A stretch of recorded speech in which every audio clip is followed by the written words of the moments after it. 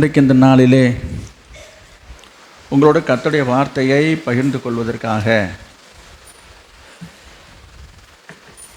ஆண்டவருடைய சமூகத்திலே ஜெபிக்கின்ற வேளையிலே கர்த்தர் கொடுத்த வார்த்தைகளை உங்களோடு நான் வெகு விரைவாக வேகமாக சொல்லி கடந்து போக ஆசைப்படுகிறேன். தொடர்ந்து ஒரு வசனத்தை நான் உங்களுக்கு சொல்லி கொண்டு வருகிறேன், ஞாபகப்படுத்தி கொண்டு வருகிறேன். கவனிங்க.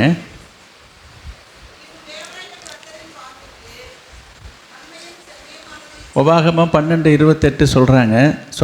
இருக்கட்டும் இருங்க, சொல்லிடுறேன். நான் அதற்கு முன்னதாக ஒரு வார்த்தையை சொல்லணும். கவனிங்க, இருக்கேன். என்ன சொல்லணும்னா, ஒவ்வொரு வாரமும் கர்த்தருடைய செய்தியை கேட்டுக்கொண்டிருக்கும் பொழுது ஆண்டவருடைய பெரிதான கிருபையினாலே நான் தாழ்மையாக சொல்லிக்கொள்ள விரும்புகிறது என்னவென்றால், அநேக தேவனுடைய ஜனங்கள், தேவனுடைய பிள்ளைகள் இந்த வார்த்தைகளை, வசனங்களை, செய்திகளை கேட்பதன் மூலமாக பயன் அடைகிறார்கள், பிரயோஜனமாக இருப்பதாக அவர்கள் சொல்லுகிறார்கள். சொல்லுவதை கேட்கும் பொழுது எனக்கு ஒன்றும் அது பெரிதாகவோ அது ஒரு பெருமையாகவோ சொல்ல நான் வரலை. அதே சமயம் மற்றவர்களுக்கு அது பிரயோஜனமாக இருக்கிறது என்று நினைக்கும் போது மனசுக்கு ஒரு நிறைவை தருகிறது, மனசுக்கு ஒரு திருப்தியை தருகிறது. பரவாயில்ல, நம்ம சொல்லுகிறது வீண் போகாமல் 4 பேருக்கு இது பிரயோஜனமாக இருக்குது என்று நினைக்கும் போது மனசுக்கு ஒரு நிறைவாக இருக்கிறது. அதற்காக ஆண்டவரை நான் துதிக்கிறேன். எனவே கடமை என்று எதையாவது ஒரு வார்த்தையோ செய்தியோ சொல்லிவிடாதபடி கர்த்தர் தான் இதை கொடுக்கிறார் என்பதை நான் உறுதிப்படுத்திக் கொள்கிறேன். அதுக்காக சொல்ல வந்தேன். சிலர் சொல்லுவாங்க, ஆண்டவர் என்னோட பேசினார், என்னென்ன காரியத்தை நான் நினச்சிட்டு வந்தேன், அதுக்கு ஏற்ற மாதிரி இந்த வார்த்தை வந்தது என்று சொல்லி என்னிடத்தில் நேரடியாக வந்து சொன்னார்கள்.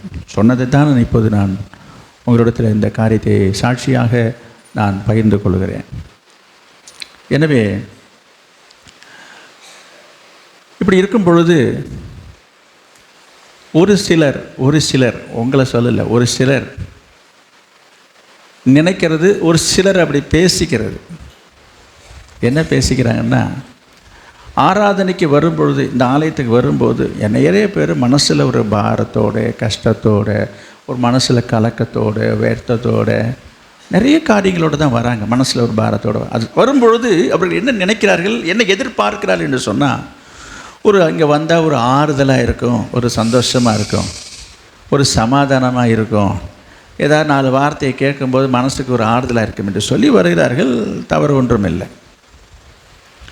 இப்படி நினைத்து வரும்பொழுது சிலர் நினைக்கிறது என்னென்னா, நாங்கள் ஒரு மனசுக்கு ஒரு ஆறுதலை தேடி வந்து நீங்கள் ஏதாவது ஒரு ஆறுதலாக ஒரு வசனத்தை சொல்லுவீங்கன்னு பார்த்தா, எப்போ பார்த்தாலும் பரிசுத்தமாக இருக்கணும், கீழ்ப்படிஞ்சிருக்கணும், உண்மையாக இருக்கணும், உத்தமமாக இருக்கணும்னு இதையே சொல்லிட்டுறீங்க. ஏதாவது ஒரு நல்ல வார்த்தை உங்கள் வாயிலேருந்து இங்கே பாருங்கள், இதெல்லாம் நல்ல வார்த்தை இல்லையா? என்னது? அப்போ அவங்க என்ன எதிர்பார்க்குறாங்க அப்படின்னு சொன்னால், நல்ல வார்த்தை என்பதை எதை எதிர்பார்க்குறேன்னு சொன்னால், ஆசீர்வாதமான வார்த்தைகள். என்னது? நீ கலங்காதே, நீ திகையாதே, நான் உன்னோடு இருக்கிறேன், உன் கண்ணீரை கண்டேன், உன் கண்ணீரை காண்கிறேன், உன் கண்ணீரை துடைக்கிறேன், என் கரங்களால் உன்னை தாங்குகிறேன், உன்னை சுமக்கிறேன், உன்னை ஆசீர்வதிப்பேன், நீ பெருகுவாய், உன் பேரை பெருமைப்படுத்துவேன், நீ பலுகி பெருகுவாய். இது போல வார்த்தைகளை கேட்பதற்குத்தான் நிறைய பேருடைய மனசு ஆர்வமாக வாஞ்சையாக இருக்கிறது. இதை தவறு என்று நான் சொல்ல வரலை.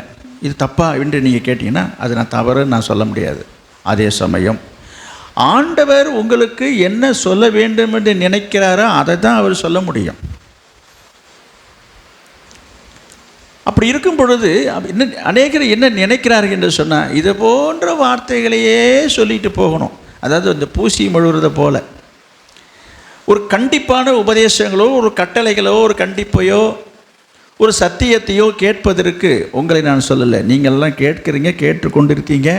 கேட்பதோடு மட்டுமில்லை, அதை நீங்கள் விரும்புகிறீங்க என்பதை நான் நன்கு அறிவேன். நான் இதை உங்களுக்காக சொல்லலை.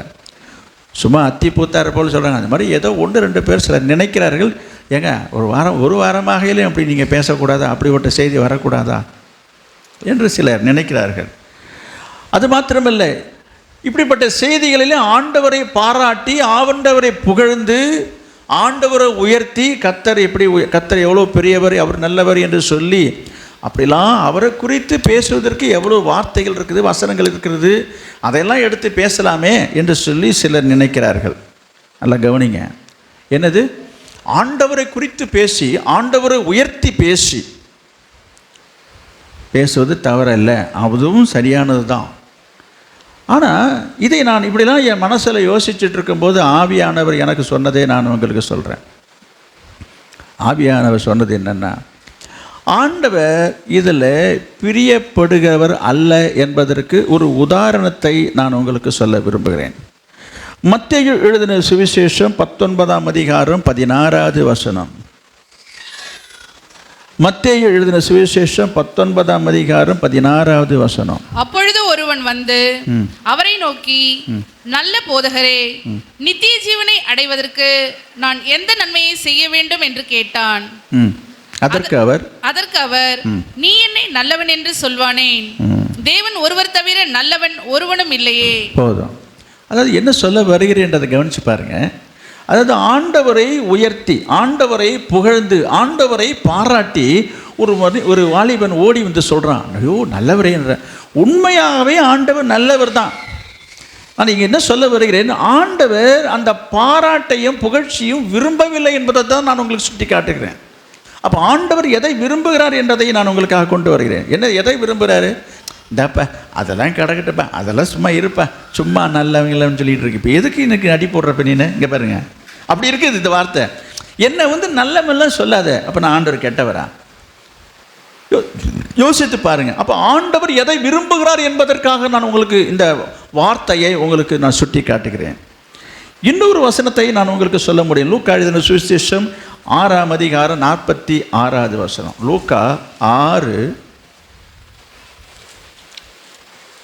நீ என் தலையில் எண்ணெய் பூசவில்லை. 6ஆம் அதிகாரம் 46வது வசனம். லூக்கா 6:46. என்னை ஆண்டவரே ஆண்டவரே என்று நீங்கள் சொல்லி, என்னை ஆண்டவரே ஆண்டவரே என்று நீங்கள் சொல்லி நான் சொல்லுகிறபடி நீங்கள் செய்யாமர் போகிறது என்ன? இங்க பாருங்க, இங்க ஆண்டவர் என்ன சொல்றாரு? இந்தப்பா சும்மா ஓயாம ஆண்டவரே ஆண்டவரே இந்த மாதிரிலாம் இந்த மேய்ப்பூச்சி பூசுறது, இந்த ஐஸ் வைக்கிற வேலைலாம் எனக்கு வேண்டாம். நான் சும்மா அதை வேறு மாதிரி சொல்கிறவங்களுக்கு, என்னை ஆண்டவரே ஆண்டவரே ஆண்டவரே என்று நீங்கள் சொல்லியும் நான் சொல்லுகிறபடி நீங்கள் செய்யாமல் போகிறது என்ன? அப்போ என்ன சொல்கிறாரு ஆண்டவரே? சும்மா போய் அவருக்கு ஆண்டவரே நீங்கள் ரொம்ப நல்லவருங்க, நீங்கள் ரொம்ப நல்லவருங்க இந்த மாதிரி சொல்கிறதெல்லாம் ஆண்டவருக்கு என்ன இல்லை? இதெல்லாம் ஆண்டவருக்கு இதெல்லாம் எடுபடாது. இதெல்லாம் மனுஷன்ட்ட வேணால் எடி போடும். மனுஷன்ட்ட போய் சில பேர் புகழ்ந்து காரியம் சாதிக்கிற எல்லாம் இருக்கிறாங்க. ஐயோ உங்களை மாதிரி உண்டா, உங்களுக்கெல்லாம் பெரிய மனசுங்க, நீங்களாம் கேட்டான்னு எல்லாருமே சொல்லுங்க, நீங்கள் கர்ண பரம்பரைங்கன்னு சொன்ன உடனே அவனுக்கு மனசு மாறி இடம் இல்லாதவங்க கூட எங்கேயாவது இருக்க எங்கேயாவது எடுத்து கொடுத்துட்டு போயிடுவான். என்னடா நம்மளை இவ்வளோ உபதிரவமாக சொல்லிட்டானே என்று சொல்லி. ஆனால் ஆண்டவர்கிட்ட இந்த காரியங்களும் எடுபடாது. நீ சொன்னாலும் சொல்லாவிட்டு ஆண்டவர் நல்லவர் தான். அவர் சொல்கிற வார்த்தைக்கு நான் சொல்ல வரேன். அப்போ ஆண்டவர் என்ன நினைக்கிறாரு, அவருடைய உள்ளார்ந்த எண்ணத்தை நான் உங்களுக்கு கொண்டு வருகிறேன். ஆண்டவரே ஆண்டவரே என்று சொல்கிறதுனால ஆண்டவர் மயங்கிட மாட்டார். அவன்கிட்ட சொல்கிறாரு, தப்பா இந்த சொல்கிறதப்பா நிறுத்துப்பா, நான் சொல்கிறத முதல்ல கேளுன்றார். என்ன சொல்கிறாரு? என்னை ஆண்டவரே ஆண்டவரே என்று நீங்கள் சொல்லியும் நான் சொல்லுகிறபடி நான் சொல்கிறத கேட்க மாட்டேறப்பா, நான் சொல்கிற பேச்சை கேட்க மாட்டேறப்பா. புரியுதா உங்களுக்கு? அப்போ கர்த்தர் என்ன விரும்புகிறார் என்பதை நீங்கள் புரிஞ்சு கொள்ள வேண்டும். கர்த்தர் எதை விரும்புகிறாரு என்று சொல்லி பார்த்தா, அதற்கு நான் ஒரு வசனத்தை சொல்லி தான் நான் செய்திக்கு இன்னும் வரல, செய்திக்கு போகிறோம். 1 சாமுவேல் 15ஆம் அதிகாரம் 22வது வசனம். 1 சாமுவேல் 15ஆம் அதிகாரம். அதற்கு சாமுவேல் கர்த்தருடைய சத்தத்திற்கு கீழ்ப்படுகிறதை பார்க்கிலும் சர்வாங்க தகனங்களும் பலிகளும் கர்த்தருக்கு பிரியமாய் இருக்குமோ? பலியை பார்க்கிலும் கீழ்ப்படிதலும் ஆட்டுக்கடாக்களின் நினத்தை பார்க்கிலும் செவி கொடுத்தலும் உத்தமம். பாருங்க என்ன சொல்றாரு? கர்த்தருடைய சத்தத்துக்கு வார்த்தைக்கு கீழ்ப்படுகிறதை பார்க்கிலும் நீங்கள் ஆண்டவருக்கு செலுத்துகிற கொண்டு வருகிற சர்வாங்க தகனங்களாக இருக்கட்டும், பலியாக இருக்கட்டும், இதிலெல்லாம் எனக்கு ஒரு பிரியமே இல்லை, எனக்கு இஷ்டமே இல்லை என்று பலியை பார்க்கிலும் கீழ்ப்படிதல் ரொம்ப முக்கியம். ஆட்டுக்கடாக்களை நினைத்தை பார்க்கிலும் செவி கொடுத்தல் உத்தமம். 23 இரண்டகம் பண்ணுதல் பில்லி சூனிய பாவத்திற்கும் முரட்டாட்டம் பண்ணுதல் அவபக்திக்கும் விக்கிராராதனைக்கும் சரியா இருக்கிறது. போதும் போதும். அப்போ என்ன சொல்ல வருகிறார்ன்றதை முதல்ல புரிஞ்சுக்கும். அப்போ ஆண்டவர் விரும்புகிறது என்ன? இங்கே பார்க்குறோம். இங்கே பாருப்பா, நீ எனக்கு காணிக்கை கொண்டுட்டு வரையோ, நீ காரியம் பண்ணுறியோ, நீ கல்யாணம் பண்ணுறியோ, இல்லை நீ இன்னும் என்னென்னலாம் ஆண்டவருக்காக அதை செய்யணும் இதை செய்யணும்னு ஆசையாக சில பேர் சொல்லுவாங்க. நான் அதை கட்டணும் இதை பண்ணணும்னு. இதெல்லாம் நல்ல விஷயந்தான், ஆண்டவர் விரும்புகிற விஷயந்தான், ஆண்டவர் பாராட்டுற விஷயந்தான். ஆனால் இதெல்லாம் கண்டு ஆண்டவர் குளிர்ந்து போகிறது அல்ல. இதை தாண்டி இதை பார்க்கல மேலான ஒரு காரியத்தை உங்களிடத்தை எதிர்பார்க்கிறார் என்பதை நிறைய பேர் மறந்துடுறாங்க. எதையாயிலும் செய்து எதையாயிலும் கொடுத்து எதையாயிலும் செய்து ஆண்டவர் சரி கட்டி விடலாம் என்கிற எண்ணத்தில் நிறைய விசுவாசிகள் இன்றைக்கு அநேக சபைகளில் அநேக விசுவாச கூட்டங்கள் வாழ்ந்து கொண்டிருக்கிறாங்க. அவங்களோட வாழ்க்கையை பற்றி, ஜீவியத்தை பற்றி கவலையே கிடையாது. எப்படி வேணாலும் வாழலாம், என்ன வேணாலும் செய்து கொண்டு என்ன செய்யலாம், கொண்டுட்டு போய் கத்தையாக கொண்டுட்டு போய் ஒரு காணிக்கையை கொடுக்கறதோ, ஒரு கட்டடத்தை கட்டுவதோ, ஒரு ஆலயத்தை கட்டுவதோ, இல்லை ஆலயத்தினுடைய தேவைகளுக்காக ஊழியத்திற்கான தேவைகளை கருதி ஒரு பெரிய பெரிய காரியங்களை, மைக் செட் வாங்கி வைக்கிறதோ, ஸ்பீக்கர் வாங்கி வைக்கிறதோ, இல்லை வாகனம் வாங்கி வைக்கிறதோ, எவ்வளவோ காரியங்களை ஆண்டவருக்காக செய்கிறார்கள். அதை நான் இழித்து பழித்து பேச வரவில்லை. அதை இழிவாகவும் ஆண்டவரும் நானும் நினைக்கவும் வரவில்லை. அதை அற்பமாகவும் நான் சொல்ல வரலை. ஆனால் அதை அவர்கள் பெரிதாக எண்ணுகிறார்கள் என்பதை தான் நான் சொல்லுவேன். அது ரொம்ப ஒரு பெரிய விஷயமாக நம்ம எண்ணக்கூடாது. ஆண்டவரை நம்ம அன்புக்கு அடையாளமாக, ஆண்டவரை நேசிக்கிறதுக்கு அடையாளமாக நம்ம செய்ய வேண்டியது அவசியம் தானே தவிர, அதை பார்க்கிலும் அந்த வார்த்தையை தான் நாங்கள் கொண்டு வருகிறேன். என்ன சொல்லப்பட்டிருக்குது அங்கே பாருங்க. இப்போ நீங்கள் படிச்சதில்ல, பலியை பார்க்கிலும் கர்த்தருடைய சத்தத்துக்கு கீழ்ப்படுகிறதை பார்க்கிலும், பார்த்தீங்களா, ஆண்டவருடைய சத்தியத்துக்கு, வார்த்தைக்கு, வசனத்துக்கு நீங்கள் செவி கொடுத்து அதுக்கு கீழ்ப்படுகிறதை பார்க்கிலும் நீங்கள் செய்கிற காரியங்கள்லாம் ஒன்றும் பெரிய விஷயம் இல்லை. சிலர் சொல்லுவாங்க, நான் அதை பண்ணேன் இதை பண்ணணும். ஐயோ சந்தோஷங்க, நாங்கள் பாராட்டுறேன், அதுக்கு நான் நன்றி சொல்கிறேன், ஆண்டவர் உங்களை ஆசீர்வதிப்பார், இல்லைன்னு சொல்ல. இதை கொண்டு இதன் மூலமாக ஒரு ஆசீர்வாதத்தை வாங்கிட்டு போகலானே சில பேர் வாழ்ந்துட்டு இருக்கிறாங்க. இது நீடிக்காது, நிலைக்காது, இது நிறக்காது. அப்போ என்ன சொல்ல வரேன், நான் இன்னைக்கு கொண்டு வருகிற செய்திக்கு அஸ்திவாரம் போட்டுட்டு வரேன். நான் ஒவ்வொரு வாரமும் உங்களுக்கு கொடுக்கப்படுகிற வார்த்தைகளை நான் கொண்டு வருகிறேன். எதற்காக, என்னத்திற்காக என்பதை நீங்கள் யோசித்து பாருங்கள். அப்போ ஆண்டவர் என்ன விரும்புகிறார்? இப்போ இந்த படித்த இந்த வசனத்திலேருந்து இப்போ நம்ம பார்த்ததில் என்ன சொல்லப்படுறோம்?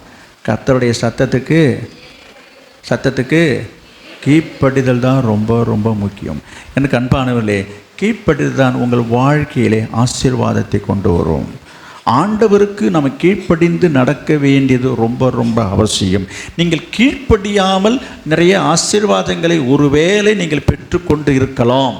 கீழ்ப்படியாமையே எனக்கு இது நடக்குதே என்று சொல்லி கூட நீங்கள் நினைக்கலாம். ஆனால் எப்போ நீங்கள் ஆண்டவருக்கு உண்மையாய் கீழ்ப்படுறீங்களோ அப்போ தான் உங்களுக்கு நிறைவான பலன். நம்ம வாசிக்கிறோம், உனக்கு அவராலே உனக்கு நிறைவான பலன் கிடைக்கும். அப்போ இது என்னங்க பலன் இது என்று சொன்னால், ஏதோ போனால் போது பாபம்னு சொல்லி என்னது இந்த டிப்ஸு கொடுக்குறாங்க பாருங்கள். அது போல தான் உங்களுக்கு கிடைச்சிட்டு இருக்கிற ஆசீர்வாதங்கள் எல்லாம். நீங்கள் ஆண்டவரிடத்தில் சில நன்மைகளை பெற்றுக்கொண்டிருப்பதாக நினச்சிட்ருக்கீங்க. நான் அது இல்லை என்று மறுக்கலை. ஆனால் ஆண்டவர் நீங்கள் சிலர் இப்படி யோசிக்கலாம், நான் எப்படி நடந்தாலும் எப்படி இருந்தாலும் செய்யாமல் இருக்க நடக்காமல் இருக்குன்னு சொல்லி நீங்கள் யோசிக்கலாம். அதைத்தான் நான் சொல்ல வந்தேன். இவைகளெல்லாம் உங்களுக்கு ஆண்டவர் ஒரு டிப்ஸு கொடுக்கறது போல தான்.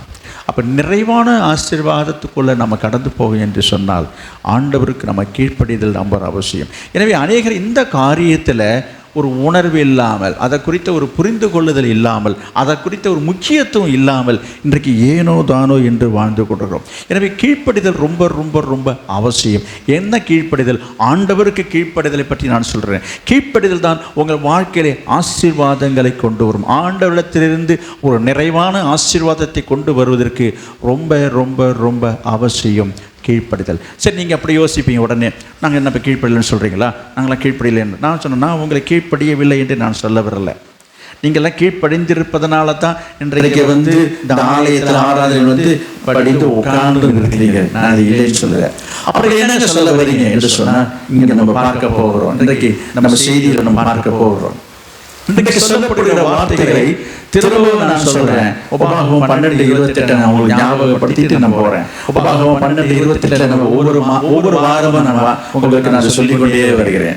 வாசிச்சுட்டு நம்ம செய்திக்கு போவோம். நீ உன் தேவனாகிய கர்த்தரின் பார்வைக்கு நன்மையும் செம்மையானதை செய்வதினால் நீயும் உனக்கு பின்வரும் உன் பிள்ளைகளும் என்றென்றைக்கும் நன்றாயிருக்கும்படிக்கு நான் உனக்கு கற்பிக்கிற இந்த எல்லா வார்த்தைகளையும் நீ கவனித்து கேள். இன்றைக்கு சொல்லப்படுகிற இந்த வார்த்தையை தயவு செய்து கவனிச்சு கேளுங்க. இந்த ஆராதனைக்கு வந்திருக்கிற உங்களை பார்த்து நான் சொல்றேன். ரொம்ப கஷ்டப்பட்டு வந்திருக்கீங்க, பிரயாசப்பட்டு வந்திருக்கீங்க. இது இளைப்பாற இடம் இல்லை, தூங்குற இடம் இல்லை. உங்களுக்கு தூக்கம் வந்ததுன்னா நீங்கள் கீழே போயிடலாம். இல்லைங்க எனக்கு வருது, ரொம்ப கஷ்டமாக இருக்குன்னு போய் ரெஸ்ட் எடுத்துக்கு போய். ஆனால் இந்த இடத்துல உட்காந்துட்டு நீங்கள் தூங்கக்கூடாது. இந்த இடத்துல உட்காந்துட்டு இந்த வார்த்தையை கேட்காம கவனிக்காம நீங்கள் அசட்டை பண்ணுவீங்க என்று சொன்னால், கர்த்தர் உங்க மேலே என்னவா இருப்பார்? அவர் சொல்றாரு, உங்களை அசட்டை பண்ணுகிறவன் என்னை அசட்டை பண்ண. அப்ப கர்த்தருடைய வார்த்தையை அசட்டை பண்ணக்கூடாது. அசட்டை பண்றது என்ன? கவனிக்கிறது இல்லை. கவனிக்காம இருக்கிறது தான் அசட்டை. இங்க பேசிட்டு இருக்கும்போது இங்க சொல்லிட்டு இருக்கிற வார்த்தையை கவனிக்காம கீழே கட்டுட்டு பார்க்கறது, கீழே கோலம் போடுறது, விரலால ஏதாவது இழுத்துட்டு இருக்குது, பேனால கிரிக்கிட்டு இருக்கிறது, போன் எடுத்து பார்த்துட்டு இருக்குது, மெசேஜ் டெக்ஸ்ட் பண்ணிட்டு உட்காந்துருக்கிறது, செல்போன் எடுத்து பார்த்துட்டு உட்காந்துருக்கிறது. எனக்கு எல்லாத்தையும் என்னால் பார்க்க முடியாது. எனக்கு இருக்குது 2 கண்டு தான். இங்க உட்காந்து அத்தனை பேருடைய செயல்பாடு என்னால் கவனிக்கிறது என்னால் முடியாது. எல்லாவற்றையும் கர்த்தர் பார்க்கிறார். எனவே தயவு செய்து ஒரு சில வார்த்தைகளை வெகு விரைவாக வேகமாக நான் சொல்லி கடந்து போக ஆசைப்படுகிறேன். எனவே இந்த சொல்லப்படுகிற வார்த்தைகள் எதற்காக என்பதை நீங்கள் கவனிக்கணும்.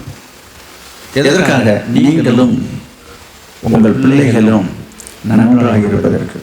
ஞாபகத்தில் வச்சுங்க. எனவே நான் அவசியம் இல்லாததை ஒன்றை நான் இங்கு போதிக்க வரல. உங்களுக்கு தேவையில்லாத ஒன்றை இன்றைக்கு நான் சொல்ல வரல.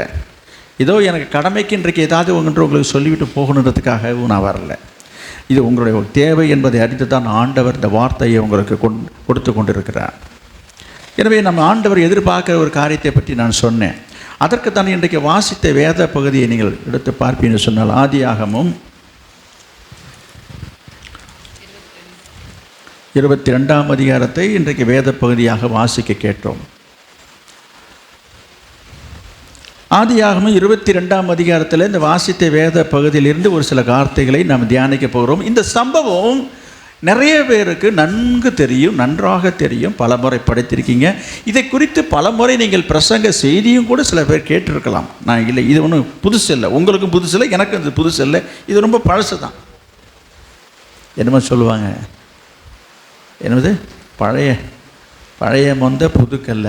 அந்த மாதிரி சம்பவங்கள் பழசாக இருந்தாலும் ஆண்டவர் ஒரு புதிய காரியத்தை சொல்ல விரும்புகிறார். ஆண்டவர் விரும்புகிறது காரியத்தை நான் சொன்னேன். ஆண்டவர் புகழ்வதை அவர் விரும்புறதில்லை. அவரை போல மாறணும், அவரை போல வாழணும் என்று அவர் விரும்புகிறார். அதற்கு நம்ம என்ன செய்யணும்? அவரை போல நாம் கீழ்ப்படிதல் உள்ளவராக இருக்க வேண்டும். அதற்கு ஒரு வசனத்தையும் நான் சொல்லி நான் இந்த பகுதிக்கு வந்தால் சரியாக இருக்கும் என்று நான் நினைக்கிறேன். என்னவென்றால், பிலிப்பியர் 2ஆம் அதிகாரம் 8வது வசனம். பிலிப்பியர் 2:8. அவர் மனுஷ ரூபமாய் காணப்பட்டு மரண பரியந்தம் அதாவது சிலுவையின் மரண பரியந்தமும் கீழ்ப்படிந்தவராகி தம்மைத்தாமே தாழ்த்தினார். பாருங்க, யாரு? இயேசு கிறிஸ்து கீழ்ப்படிந்திருந்தார் என்று எழுதியிருக்கிறது. மரண பரியம். இதுவும் உங்களுக்கு தெரிஞ்ச வசனம் தான். இதுவும் ஒரு பெரிய விஷயம் இல்லைங்க. ஆனால் அந்த இயேசு கீழ்ப்படிதலை எங்கே போய் எப்படி கற்றுக்கொண்டார் என்று சொல்லி பார்த்தீங்கன்னா, இங்கே பாருங்கள், எபிரேயர் 5ஆம் அதிகாரம் 8வது வசனம். எபிரேயர் 5ஆம் அதிகாரம் 8வது வசனம். அவர் குமாரனாக இருந்தும் பட்ட பாடுகளினாலே பாடுகளினாலே கீழ்ப்படிதலை கற்றுக்கொண்டு. அடடடடடா, என்னங்க இது? அவர் பட்ட பாடுகளினால கீழ்ப்படுதலை அவர் கற்றுக்கொண்டார் என்று எழுதியிருக்கிறது. அப்போ நம்ம கீழ்ப்படுதலை கற்றுக்கொள்வதற்கு என்ன செய்ய வேண்டும்? பாடுபடணும். இயேசுவே கற்றுக்கொண்டதாக அங்கே எழுதியிருக்கிறதுங்க. அவர் தான் நமக்கு கற்றுக் கொடுக்கிறவர், கற்றுக் கொடுத்தவர் அவர் தான், கற்றுக் கொடுக்கிறவர் அவர் தான். அவரே கற்றுக்கொண்டார் என்று இங்கே எழுதுகிறார். அவர் எங்கேருந்து கற்றுக்கொண்டாரா? எப்படி கற்றுக்கொண்டாரா? அவர் பட்ட பாடுகளினால். அப்போ உங்கள் வாழ்க்கையில் வருகிற சில பாடுகள் தான் உங்களுக்கு சில பாடங்களை கற்றுக் கொடுக்கும். ஒரு சில பாடங்கள் மூலமாக தான் ஆண்டவர் நமக்கு கற்றுக் கொடுக்க விரும்புகிறார், கற்றுக்கொள்ளவும் முடியும் என்பதை நீங்கள் மறந்துவிடக்கூடாது. எனவே நீங்கள் எதையாயிரம் ஒன்றை ஆண்டவரிடத்திலிருந்து கற்றுக்கொள்ள வேண்டும் என்று சொன்னால், ஆண்டவர் நடத்துகிற வழியிலே, ஆண்டவர் நடத்துகிற பாதையிலே செல்ல உங்களை அர்ப்பணித்து ஒப்பு கொடுக்கும் பொழுது தான் நீங்கள் எதையாயிலும் கற்றுக்கொள்ள முடியும். அப்படி பார்க்கும்போது அவரே கற்றுக்கொண்டாராம். படிங்க தொடர்ந்து 8, 9. தாம் பூரணரான பின்பு தமக்கு கீழ்ப்படுகிற யாவரும் நித்திய ரட்சிப்பை அடைவதற்கு காரணராகி மெல்கிசேதேக்கின் முறைமையின்படியான பிரதான ஆசாரியர் என்று தேவனாலே நாமம் தரிப்பிக்கப்பட்டார். போதும் போதும் போதும். என்ன சொல்றாரு? தமக்கு கீழ்ப்படுகிற யாவருக்கும். அப்போ அவரே கற்றுக்கொண்டு தான் நமக்கு கீழ்ப்படிதலை கற்றுக் கொடுக்கிறார். எனவே இன்றைக்கு இந்த நாளிலே இன்றைக்கு நம்ம ஒரு சம்பவத்தை பார்க்க போகிறோம். அதன் மூலமாகவும் நாம் கீழ்ப்படுதலை கற்றுக்கொள்ள வேண்டும், கீழ்ப்படுதலை அவசியத்தை புரிந்து கொள்ள வேண்டும் என்பதை நான் உங்களுக்கு சொல்ல வருகிறேன். சரி, ஆதியாகமம் 22ஆம் அதிகாரத்துக்கு வாருங்கள். நம் முதல் வசனத்தை பார்க்கலாம். சீக்கிரம் வாங்க. இந்த காரியங்கள் நடந்த பின்பு தேவன் ஆபிரகாமை சோதித்தார். எப்படி எனில், அவர் அவனை நோக்கி ஆபிரகாமே என்றார். அவன் இதோ அடியேன் என்றான். சரி, கர்த்தர் ஆபிரகாமை சோதித்தார் என்று எழுதியிருக்கிறது. எப்படி சோதித்தாரா? 2வது வசனம். அப்பொழுது அவர், உன் புத்திரனும் உன் ஏகசுதனும் உன் நேசகுமாரனுமாகிய ஈசாக்கை நீ இப்பொழுது அழைத்து கொண்டு மோரியா தேசத்துக்கு போய் அங்கே நான் உனக்கு குறிக்கும் மலைகள் ஒன்றின் மேல் அவனை தகன பலியாக பலியிடு என்றார். சரி, நம்ம ஸ்டெப் பை ஸ்டெப்பாக நம்ம பார்க்கலாம். ஆபிரகாமை பற்றி உங்களுக்கு தெரியும். அவர் விசுவாசனுடைய தகப்பன் என்று சொல்லி பார்க்குறோம். ஆண்டவரால் மதிக்கப்பட்டவர், நேசிக்கப்பட்டவர், ஆண்டவர் அதிகமாக அன்பு கூர்ந்த ஒரு நல்ல ஒரு தேவ மனுஷன் என்பதை நம்ம எல்லாரும் நன்கு அறிந்த ஒரு நபர் தான் இந்த ஆபிரகாம். அவருடைய வாழ்க்கையில் நடந்த ஒரு சம்பவத்தை தான் இன்றைக்கு நம்ம தியானிக்க வந்திருக்கிறோம். அங்கே நம்ம பார்க்கும் பொழுது பாருங்கள், இந்த ஆபிரகாமை பற்றி நம்ம நிறைய பேசலாம், நிறைய கதை உண்டு, நிறைய சம்பவங்கள் உண்டு. எல்லாவற்றையும் இப்போ இருக்கிற நேரத்துக்குள்ளே சொல்லி என்னால் முடிக்கவே முடியாது. இருந்தாலும் ஒரு சிலதை ஒரு ஃப்ளாஷ்பேக்கு மேலே உங்களுக்கு சில நினைப்பூட்டுகிறேன். இந்த ஆபிரகாமுடைய விசேஷமான ஒரு தன்மை என்ன என்று சொன்னால், அவர் நீண்ட காலமாக, நீண்ட வருஷமாக குழந்தையே இல்லாமல் அவன் 100 வயசு ஆகும் பொழுது அவன் குழந்தையை பெற்றுக்கொண்டதாக நம்ம பார்க்குறோம். ஆண்டவரோட குழந்தையை கொடுத்ததாக பைபிளில் எழுதியிருக்கிறது. இது நமக்கு தெரிந்த விஷயம். இதுதான் இதில் ஒரு ஹைலைட்டே. அதுதான் ஆபிரகாமுடைய வாழ்க்கையில் இருக்கிற பெரிய விசேஷம். என்னென்னா, வயது சென்று ஒரு குழந்தையை பெற்றெடுத்தார் என்பது தான் எல்லாராலும் சொல்லப்படுகிற ஒரு பெரிய ஒரு பேச்சாக இருக்கிறது. இப்படி இருக்கும் பொழுது பாருங்கள், நீண்ட நாட்களாக, நீண்ட காலமாக காத்திருந்து தவம் இருந்து ஒரு பிள்ளையை பெற்றுக்கிறான். அது ஒத்தைக்கு ஒரே ஒரு பிள்ளை தான். அதுக்கப்புறம் பிள்ளையும் இல்லைங்க, ஒன்று தான் கொடுத்ததும். இவ்வளோ நாள் கழிச்சு கொடுத்தாலும் ஒன்று தான். சரி, இருந்துட்டு போட்டோம். அப்படி இருக்கும் பொழுது ஆண்டவர் அங்கே என்ன செய்தார் என்று எழுதியிருக்கிறது? ஆபிரகாமை சோதித்தார் என்று எழுதியிருக்குது. சரி, சோதிக்கிறத பற்றி தப்பு இல்லை. கடவுள் எல்லாரையும் சோதிக்கிறவர் தாங்க. சோதிச்சுட்டு போட்டுங்க. சோதிக்கிறதுக்கு வேறு வழி இல்லையா? வேறு வகை இல்லையா? வேறு விதம் இல்லையா? சோதனைக்கு நிறைய காரியம் இருக்குதுங்க. ஆனால் ஆண்டவர் ஆபிரகாமை சோதித்த காரியத்தை கொஞ்சம் பார்க்கும்போது இங்கே எழுதப்பட்டிருக்கிறது. அது எப்படி என்றால், எப்படியா அது? எப்படின்னு அவனுடைய ஒரே மகனை பலியிட சொல்லி கேட்குறார். நான் இதை வாசிக்கும்போது நான் நினச்சேன், உன் மகனை பலி செலுத்து. ஒரே வார்த்தையில் முடிஞ்சா இல்லையா? இந்த சம்பவத்தை நான் ஒரே வார்த்தையில் சுருக்கி முடிச்சிட்டேன்.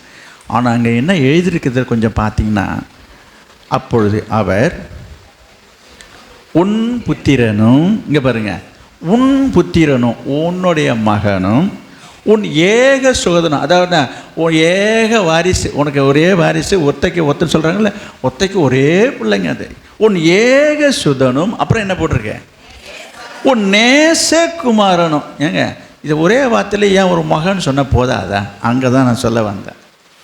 ஏன்னா என்ன சொல்ல வருகிறேன்னா, இதை இவர் சொல்லக்கூடாது. யார்? நான் கர்த்தரை சொல்கிறேன். இதை யாராக இருந்தாலும் பிள்ளைகளை பெற்றெடுத்தவர்கள் பிள்ளையின் மீது பாசம் காட்டும் போது பாசமாக சொல்கிற வார்த்தைகள், என் செல்ல பிள்ளை, என் ஆசை பிள்ளை, என் அன்பு பிள்ளை, தவமாக இருந்து பெத்த பிள்ளை, இப்படிலாம் பேசிக்கிறாங்களா இல்லையா? இது அவங்க பிள்ளையை மெச்சிக்கிறது ஒன்றும் தவறு ஒன்றும் இல்லை. ஆனால் சொல்கிறது யாருன்றது தான் இங்கே நான் பார்க்குறேன். கர்த்தர் சொல்கிறாரு.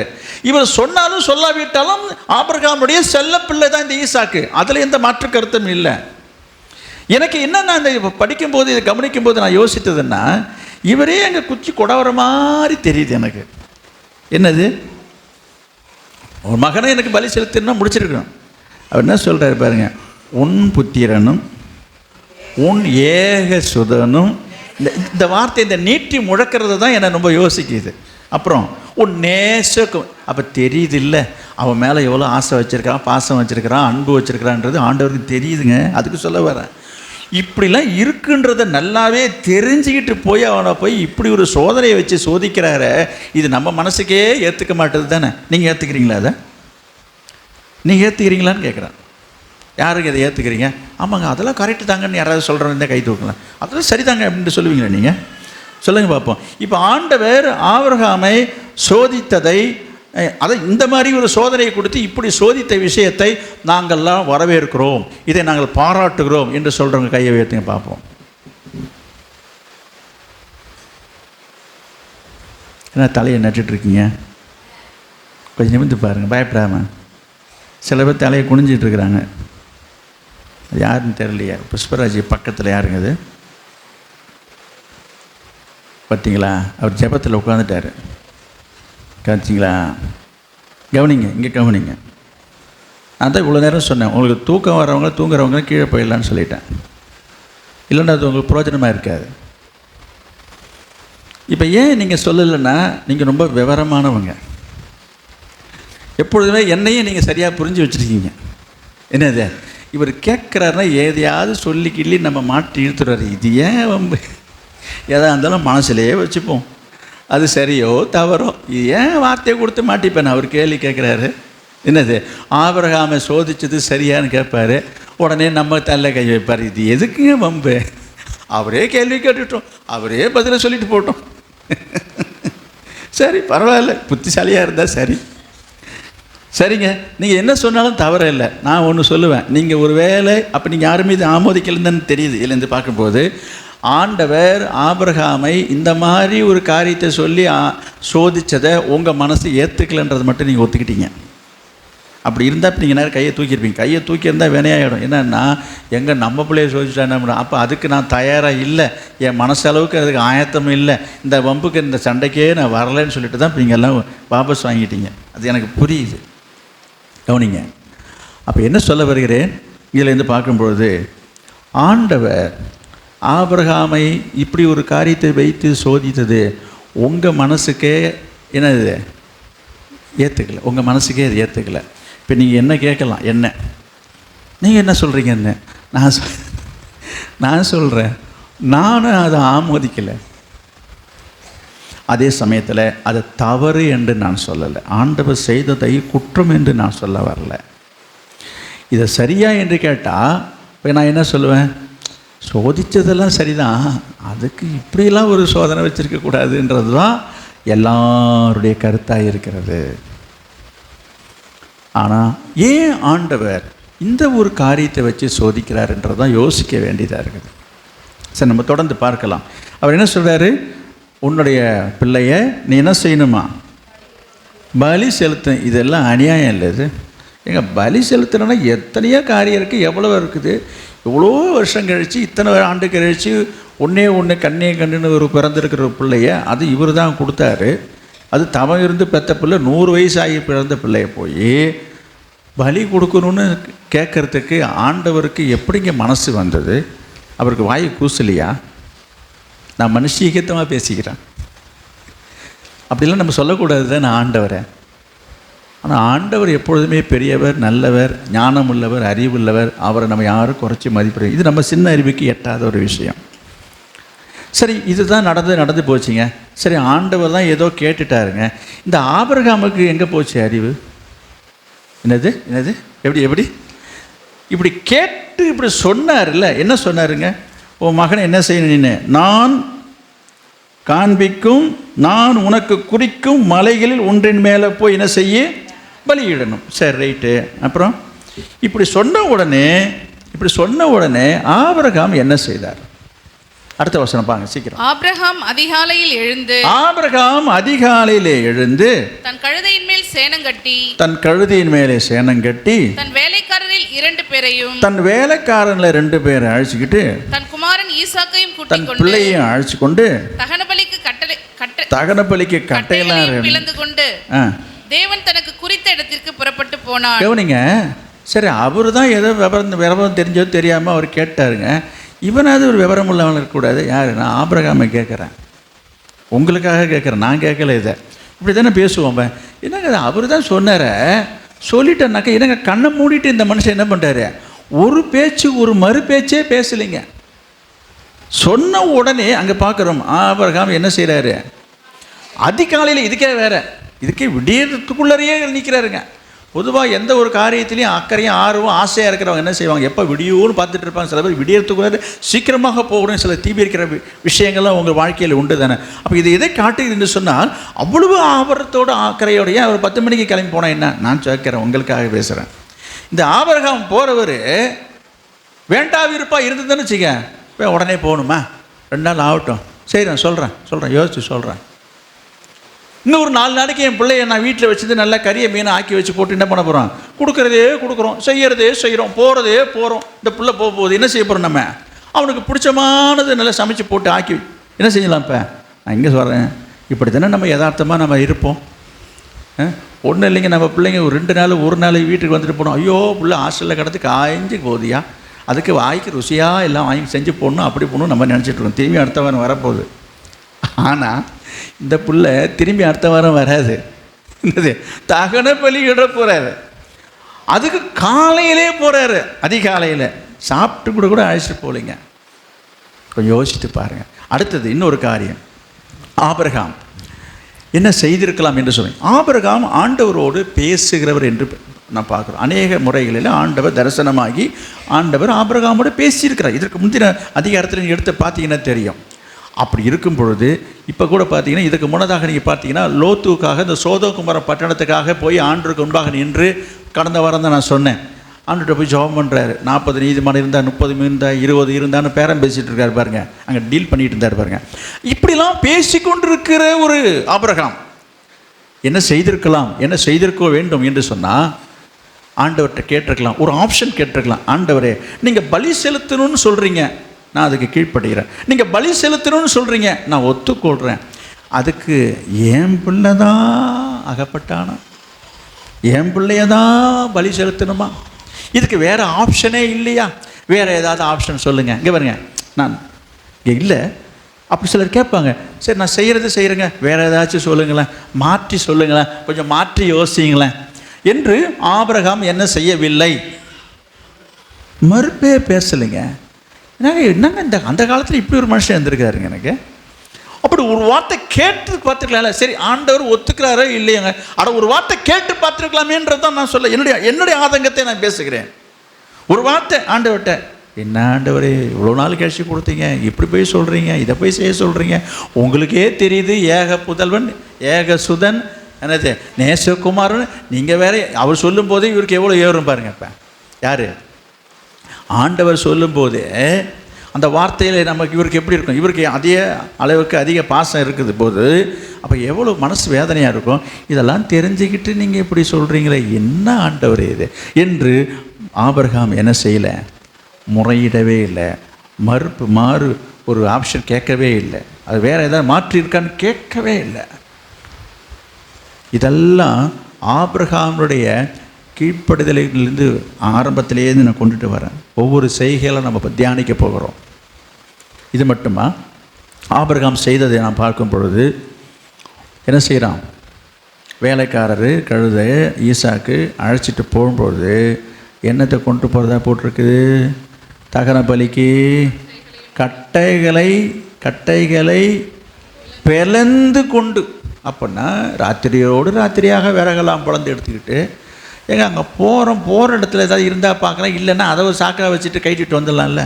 இது நான் மனுஷிகமாக பேசுகிறேன். நிறைய பேர் பார்த்திங்கன்னா சில காரியங்களை ஆண்டோடைய விஷயங்களில் தந்திரமாக செயல்பட பார்க்குறாங்க. எப்படின்னு சொன்னால், நம்ம செய்கிறது போல் செய்துட்டு செய்ய முடியாததான் அவரே பார்த்துக்கிட்டோம், அவருக்கே தெரியாதான்ற மாதிரி என்ன செஞ்சிடறாங்க. இங்கே பாருங்கள், நான் பிரயாசப்பட்டு நான் கிளம்பி ட்ரெஸ்ஸெல்லாம் போட்டு, நல்லா கவனிங்க, நான் ட்ரெஸ்லாம் பண்ணிவிட்டு பைபிள்லாம் எடுத்துகிட்டு பேக்லாம் எடுத்துகிட்டு நான் பஸ் ஸ்டாப்பு கூட வந்து நின்றுட்டாங்க, பஸ்ஸே வரலைங்க. எப்படி அப்போ இது இதை காட்டுகிறது என்று சொன்னால், அதாவது இவங்க வரணும்னு நினச்சிட்டாங்களாம், பிரயாசப்பட்டாங்களாம். நல்லா கவனிங்க, அந்த நான் என்னெல்லாம் நான் வரலன்னா சொல்லவே முடியாதுங்க. ஆடாடாடாடா, என்னது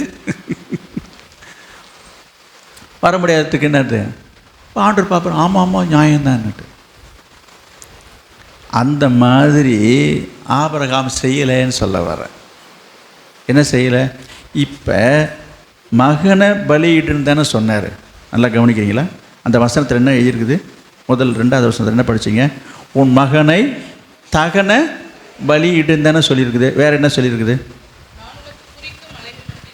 சரி, வேறு என்ன சொல்லியிருக்கு? வேறு ஒன்றும் சொல்லலைங்க. நீங்கள் ஏன் பயப்படுறீங்க?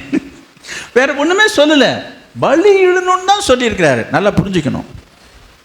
ஆனால் அவர் சொன்ன இடத்துல இந்த 2 காரியத்தை தவிர வேறு எதுவுமே அங்கே சொல்லப்படலை. அப்படி இருக்கும்பொழுது இந்த ஆபிரகாமே எதுக்குங்க வேலை மெனக்கெட்டு இந்த கட்டையெல்லாம் பொழந்து எடுத்துகிட்டு ஒரு போகிறாரு அப்படின்றது தான் நான் ஒரு குறுக்கு கேள்வி கேட்குறேன். என்னங்க இது? நீங்கள் உடனே சொல்லலாம், அப்புறம் பலியிடனா, ஆமாம் வேணும் தான் ஐயா. நான் என்ன சொல்கிறேன், எதையாவது ஒரு நொண்டி சாக்கு வச்சுட்டு நம்ம பலியிடாமல் நம்ம பிள்ளைய பத்திரமா கொண்டுட்டு வரத்துக்கு தந்திரமாக ஒரு வழி செஞ்சுருக்கலாம் தானே நான் சொல்ல வரேன். புரியல சொல்கிறது?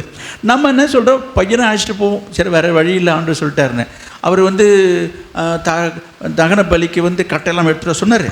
இப்போ சொல்லுங்கள், சொல்லலையே. அப்படிலாம் நீங்கள் சொல்லியிருந்தானே. ஏங்க, நான் மனுஷிகமாக தான் பேசிட்டு வரேன். நீங்கள் எப்படி நினைப்பீங்களோ அந்த மாதிரி நான் பேசிட்டு வரேன். நீங்கள் உடனே என்ன எதுவும் கேள்வி கேட்காதீங்க. என்னது, நீங்கள் பலியிடம் தான் சொன்னீங்க, கட்டை எடுத்துகிட்டு சொன்னீங்க. இங்கே பாருங்கள், இப்படி கேட்டு ஆண்டவரை மடக்கி என்ன பண்ணிடலாம், பிள்ளை அழைச்சிட்டு வந்துடலாம்ல. இந்த மாதிரி என்ன மாதிரி தந்திரம்லாம் பண்ணலாம், எந்த மாதிரி தந்திரமாக யோசித்து எப்படிலாம் மடக்கலாம் என்பதில் தான் இன்றைக்கி மனுஷர்கள் நிறைய பேர் மூளை வேலை செய்யுதுங்க. அதாவது செய்கிற மாதிரியும் இருக்கணும், செய்யாமையும் தப்பிச்சுக்கணும். புரியுதா உங்களுக்கு? அந்த மாதிரி சில காரியங்களை சிலர் செய்வார்கள். சில பேர் செய்கிறது சொல்கிறேன், உங்களை இல்லை. சில பேர் ஃபோன் பண்ணலை என்று சொன்னால் கோச்சிப்பாங்க அப்படின்றதுக்காக கவனிங்க, ஃபோனை போட வேண்டியது எடுக்கிறதுக்குள்ள கட் பண்ண வேண்டியது. இப்போ பார்த்தீங்களா, இது ஒரு உதாரணத்துக்கு பேசிட்டு வரேன். இது என்னென்னா, நான் போட்ட மாதிரி ஆயிடுச்சு. நீ பாருங்க, நீ போடலைன்னு சொல்ல முடியாது. இதே பாரு, என் ஃபோனில் நான் போன்றிருக்கேன் பாரு, அவங்க ஃபோனில் என்ன இருக்கும், அது மிஸ்டேக்காரில் காட்டும். அது ஒரே ரிங்கில் எடுத்துடுறது. இப்போ நான் உனக்கு ஃபோன் பண்ண சொன்னேன், பண்ணவே இல்லை, எடுத்து பாரு போனேன். என்னது, நான் ஒரு உதாரணத்துக்கு சொல்கிறேங்க. அப்போ இது அவனோட நோக்கம் என்ன? நீ நிஜமாக உண்மையாக பேசணுன்னா என்ன செஞ்சுருக்கலாம்? நிஜமாக பேசணுன்னா நம்ம போட்டு திரும்ப ஒரு தடவை இல்லை, திரும்ப கூட நம்ம போடலாம், தப்பே கிடையாது. அதாவது பழியை கழிச்சிக்கணுங்க. நம்ம போடலைன்ற குற்றச்சாட்டு வந்துடக்கூடாதுன்றதுக்காக அப்படி போட்டு அப்படி காமிச்சிக்கிறது. அதுபோல் இங்கே நான் என்ன சொல்ல வந்தது என்னன்னா, இந்த மலைக்கு வர சொல்லிட்டாரு, மலைக்கு போயாச்சு, பிள்ளையும் அழைச்சிட்டு போயாச்சு. இவர் யாருங்க விறகு கட்டையெல்லாம் எடுத்துகிட்டு சொன்னது? இவர் பாட்டு மறந்துட்டேன்னு சொல்லிட்டு போக வேண்டியதானே. நான் சொல்கிறேன், சும்மா அவருக்காக எடுத்து கொடுக்குறேன். இப்போ அங்கே போய் நின்றுட்டு நான் என்ன பண்ணுறதுக்கு, நான் எங்கே பாருங்க, நீங்கள் சொன்ன மாதிரி எல்லாம் வந்துட்டேன், நான் பலி எடுத்து ரெடியாக தான் இருக்கிறேன், என்ன இல்லைங்க கட்டை இல்லை, நான் என்ன பண்ண முடியும் அப்படின்னு சொல்லிவிட்டு ஏமாற்றிட்டு வந்துடலாம்ல. இப்படி தான் இன்றைக்கி சில பேர் ஏமாத்துறாங்க. ஆலயத்துக்கு வரும்போது, ஆராதனைக்கு வரும்போது அந்த மாதிரி காரியங்கள் இல்லை, அது உங்களுக்கு தந்திரமாக செயல்படுகிறாள் என்று நான் சொல்லுகிறேன். தந்திரமாக செயல்படுகிறாள் என்று நான் சொல்லுகிறேன். இந்த மாதிரிலாம் வரக்கூடாது, இப்போல்லாம் செய்கிறது சரியில்லை. யாராவது சொல்கிறீங்களா பாருங்கள், குறுக்க வர்றது போகிறது ஆராதனையத்தில் கவனிங்க. இது போல் தந்திரமாக அவன் செய்திருக்கலாம்னு நினைக்கவும் இல்லை. நான் சொல்கிறேன், ஆபிரகாமுக்கு அந்த எண்ணமே வராமல் இல்லை, தெரியாமல் இல்லை, அவன் செயல்படலை. அப்போ இது எல்லாத்தையும் மனப்பூர்வமாக, மனசார மனப்பூர்வமாக அவன் செய்யறதுக்கு ஆயத்தமாக வந்திருக்கிறான். அதாவது ஒரு வேஷம் போடுறவனாக இருந்தால், நடிக்கிறவனாக இருந்தால் என்ன செஞ்சுருக்கலாம், ஒரு பாவனை பண்ணுற மாதிரி வந்து எல்லாத்தையும் கொண்டாந்து வச்சுட்டு அப்புறம் நாங்கள் வந்து பார்த்துட்டோம் இல்லைங்க என்று சொல்லிட்டு போகலை. தகன பலிகளை கட்டைகளை பிளந்து கொண்டு, அடுத்தது தேவன் தனக்கு அது ஒரு காரியங்க. அவர் சொன்ன இடம் பக்கத்தில் இல்லைங்க, தூரத்தில் இருக்குது. தனக்கு குறித்த இடத்துக்கு புறப்பட்டு போனான் இருக்குது. அது எங்கே இருக்குன்னு பாருங்க. அடுத்த வசனம் 4. மூன்றாம் நாளில் ஆபிரகாம் தன் கண்களை ஏறெடுத்து பார்த்து தூரத்திலே அந்த இடத்தை கண்டான். பாருங்க, 3ஆவது நாள்னாக்கா அவன் புறப்பட்டு 3 நாளாக கழுத மேலே சவாரி போயிட்டு இருக்கிறான்னா, அப்போ எவ்வளவு தூரம் பிரயாணம் பண்ணியிருக்கிறான்றது இதிலேருந்து நமக்கு தெரியுது. இதோ பக்கத்தில் உள்ள ஊருங்க, கொடுக்குற பலி கொடுக்குறோம், எங்கேயாவது கொண்டு போய் கொடுத்துட்டு போக வேண்டியதானே. இப்படி தான் சில பேர் பேசுவாங்க. ஆண்டவர் சொன்ன இடத்துக்கு தான் போகணுமா, குறித்த இடத்து தான் போகணுமா, அதெல்லாம் அவ்வளோ தூரமாக இருக்க, என்னெல்லாம் வர முடியாது. எதையாவது சொல்லி கழட்டி கொள்வதற்கு நிறைய வாய்ப்புகள் இருந்தும் ஆபிரகாம் அப்படி செய்யலைன்னு நான் சொல்ல வரேன். இன்றைக்கு நிறைய பேர் சில காரியங்களிலிருந்து தன்னை தப்பிப்பதற்காக, தன்னை காத்து கொள்வதற்காக என்னென்ன சாக்குப்போக்கு சொல்கிறாங்க, சால்சாப்பு சொல்கிறாங்க, சாக்குப்போக்கு சொல்கிறாங்க. இன்றைக்கி நிறைய விஷயங்களை நீங்கள் அப்படி செய்கிறீங்க. கர்த்தர் எல்லாவற்றையும் பார்க்குறார். கர்த்தருடைய காரியத்திலும் சிலர் அப்படி நடந்து கொள்கிறாங்க. கர்த்தருக்கு ஏதோ உண்மையாக நேர்மையாக இருக்கிறத போல காட்டுகிறது. இதெல்லாம் வந்து மாய்மாலமான ஒரு காரியம். எனவே ஆபிரகாம் அப்படி செஞ்சிருக்கலாம், அப்படி செய்யலை. அப்போ குறிக்கப்பட்ட இடத்துக்கு அவ்வளோ தூரமாக இருக்கிறதை குறித்து ஒரு குற்றச்சாட்டாக வைக்கலை. இங்கே பாருப்பா, என் மகனை நான் பலி செலுத்துக்கே எனக்கு இஷ்டம் இல்லை, விருப்பம் கிடையாது.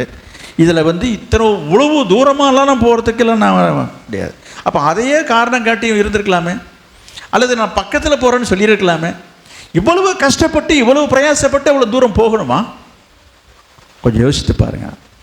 அப்போ அந்த காரியத்திலையும் அவன் உறுதியாக இருந்திருக்கிறான், உண்மையாக இருந்திருக்கிறான். எந்த காரியத்தில்? ஆண்டவர் சொன்ன இடத்துக்கு தான் போகணும், அவர் குறித்த இடத்துக்கு தான் போகணும், அதை தான் செய்யணுன்றதில் அவன் செய்கிற செயல்பாட்டில் கூட ஒரு நிறைவை பார்க்கிறோம். இன்றைக்கி சிலர் கேட்குறாங்க, ஆராதனைக்கு எங்கே போனால் என்ன, அங்கே தான் போகணுமா, இங்கே தான் போகணுமான்னு கேட்குறாங்களே. ஆண்டவர் நமக்கு எந்த இடத்தை நியமித்திருக்கிறாரோ, தெரிந்து கொண்டிருக்கிறாரோ, குறித்திருக்கிறாரோ அங்கே செல்வது தான் அது கீழ்ப்படிதனுடைய அடையாளம். ஆலயங்கள் பல இடங்கள் இருக்கலாம், ஆராதனைகள் பல இடத்துல நடக்கலாம், ஆராதனை ஸ்தலங்கள் இருக்கலாம். இல்லை என்ன அங்கே போனான்னு இங்கே போனான்னு சில பேர் கேட்குறேன். அதை தான் திருப்பின்னு நான் கேட்குறேன், இது எதுக்குங்க அவ்வளோ தூரத்துக்கு போக சொல்கிறாருன்றதான் நானே உங்களை கேட்குறேன். இப்போ இதை ஏன் அவ்வளோ தூரம் போக சொல்லணும்? பலி செலுத்தணும்னு முடிவு எடுத்துட்டாரு, எங்கேயாவது பலி செலுத்திட்டு போக வேண்டியதானே? யோசித்து பாருங்கள். இப்படி இருக்கும்போது தூரத்திலே அந்த இடத்தை கண்டு, அடுத்தது பாருங்க சீக்கிரம் 5ஆம் வசனம். அப்பொழுது ஆபிரகாம் தன் வேலைக்காரரை நோக்கி நீங்கள் கழுதையை நிறுத்தி இங்கே காத்திருங்கள், நானும் பிள்ளையாண்டானும் அவ்விடம் மட்டும் போய் அந்த இடத்துக்கு வரைக்கும் போய் தொழுது கொண்டு உங்களிடத்துக்கு திரும்பி வருவோம் என்றான். இது கொஞ்சம் சங்கடமாக தான் இருக்குது. ஆனால் இதெல்லாம் ஒரு விசுவாசத்தின் அடையாளமாக தான் நான் பார்க்குறேன். சரி, அங்கே என்ன சொல்ல வருகிறேன், 2 வேலைக்காரன் வரான், கவனிங்க. அவங்க தான் எல்லாத்தையும் சுமந்துட்டு வராங்க, விறகு கட்டை எல்லாமே சுமந்துட்டு கழுவு மேலெல்லாம் வந்துட்டு இருக்கான். அவனை அங்கேயே நிறுத்தி வச்சுக்கிட்டு, எங்கே தூரத்திலே நிறுத்தி வச்சிட்டார். இந்த ஒரு செயலையை நான் பார்க்குறேன். என்னது, இவன் கூட வந்தானா நம்ம காரியத்துக்கு இழதாக இருக்கும். இவ்வளோ காரியம் செய்கிறாரு பாருங்கள். இவன் அழைச்சிட்டு போயிருந்தான்னு வச்சுங்க, இந்த வேலைக்காரன் சும்மா இருப்பாங்களா, வேலைக்காரன் விட்டுருவானே, இவன் மாதிரி பலி செலுத்தத்தை பார்த்துட்டு இருப்பானே. நீங்கள் தான் சொல்லுங்கள், யாராக இருந்தாலும் நான் ஐயோயோயோ என்ன சாமி இப்படி பண்ணுறீங்க நீங்கள், இவ்வளோ நாளைக்கு கழிச்சிருப்பில் வந்து கடவுள் சொன்னார்ன்னு கேட்டுட்டு என்னங்க உங்கள் கண்ணே இல்லையா உங்களுக்கு, என்னங்க மழுங்கி போச்சிங்களா உங்களுக்குன்னு சொல்லி குறுக்க வந்து தடுத்திருப்பான், நிறுத்தியிருப்பான், போயிருப்பான், ஏதாவது ஒன்று பண்ணியிருப்பான் நிச்சயமாக. அப்போ ஆபிரகாம் அந்த காரியத்தில் ஒரு தெளிவாக இருக்கிறான். இப்போ ஏதாவது எசக்க வந்து இந்த 2 பேரும் என்ன செஞ்சிடக்கூடாது, நம்மளை எதுவும் வந்து தடுத்துடக்கூடாது, அதனால் இங்கேயே இருப்பான். அதே சமயத்தில் என்ன செய்ய போகிறோன்றதையும் அவன் சொல்லலை. சொல்லிட்டாங்க, இவன் பின்னாடி வருவான் தடுத்துருவான்றதுக்காக நாங்கள் போய் ஒன்றும் இல்லைப்பா அங்கே போய் தொழுதுகிட்டு நாங்கள் திரும்பி வருவோன்றான். அந்த வார்த்தையை நம்ம யோசிக்க வேண்டியதாக இருக்குது. அது எப்படி அதனால சொல்ல முடிஞ்சுது? அப்படி சொல்லாவிட்டால் இவனுக்கு சந்தேகம் வந்துடும். இவனுக்கு நான் என்ன நினைக்கிறேன், இவன் நிஜமாக தெரிஞ்சு சொன்னானா என்ன தெரில, ஆனால் சொன்ன வார்த்தை ஆண்டவர் நிறைவேற்றிருக்கிறார்ன்றது தான் நான் சொல்ல வருகிறேன். அவன் சொன்ன வார்த்தை ஆண்டவர் நிறைவேற்றிருக்கிறார். தொடர்ந்து படிங்க சீக்கிரம். ஆபிரகாம் தகனபலிக்கு கட்டைகளை எடுத்து கட்டைகளை எடுத்து தன் குமாரனாகிய ஈசாக்கின் மேல் வைத்து தன் கையிலே நெருப்பையும் கத்தியையும் எடுத்துக்கொண்டான். இருவரும் கூடி போனார்கள். இங்க பாருங்க, இதுவரைக்கும் கழுதை சுமந்து கொண்டு வந்தது கட்டையெல்லாம். இப்போ கழுதையும் வேலைக்காரனும் சுமந்து கொண்டு வந்ததை ஆபிரகாம் என்ன செய்கிறாரு? தகனபலிக்கான கட்டைகளை எடுத்து தன் குமாரனாகிய ஈசாக்கினுடைய தலையின் மேலே வைக்கிறான். மேலே வச்சன்னு இருக்கு பாருங்க. இது ஒரு ரொம்ப கொடுமையான விஷயமா தெரியுது. ஏனென்றால் அவர் ரொம்ப அதிகமாக பெருசாக வளர்ந்த ஒரு வாலிபனும் கிடையாது, சிறுவனும் கிடையாது, ஒரு இரண்டுக்கு இடைப்பட்ட வயசு தாங்க. என்னதான் இருந்தாலும் சின்ன பையன் அவன். ஏன் இந்த ஆபிரகாமை தூக்கிட்டு வரக்கூடாது? அப்போ அவரால் தூக்க முடியாதா? தூக்கிட்டு வர நினைக்காம அவன் தலையிலேயே கட்டுறாரு. அதுவும் அந்த இடத்துல எனக்கு கொஞ்சம் கஷ்டமாக தான் இருந்துச்சு. பாவம் இந்த பிள்ளை என்ன செய்கிறாங்க? நிறைய பேர் பிள்ளைகள் ஆசை வச்சோம், ஒரு வெயிட்டு தூக்க விட மாட்டாங்க. அது ஐயோ பிள்ளையே தூக்கி வச்சுக்கிறாங்களாம் இருக்கிறாங்க நிறைய பேர். இன்றைக்கி வளர்ந்த பிள்ளைய கூட தூக்கி தோலில் போட்டுக்கிற ஆள்லாம் இருக்கிறாங்க. நடக்கிற பிள்ளைகளை கூட தூக்கி தோலில் வச்சுக்கிறாங்க. இப்படிலாம் பிள்ளைகள் மேலே எத்தனை பேருக்கு ஆசை பாசம் இருக்கிறது. இந்த ஆபிரகாமுக்கு இவ்வளோ வயசு, இத்தனை வருஷம் கழித்து ஒரு பிறந்த பிள்ளை மேலே எம்மா ஆசை இருந்திருக்கும். அது தலையில் கொண்டுட்டு போய் இந்த கட்டையெல்லாம் வச்சுட்டு என்ன பண்ணிட்டுருக்கிற? கையில் நெருப்பையும் கத்தியும் எடுத்துக்கொண்டு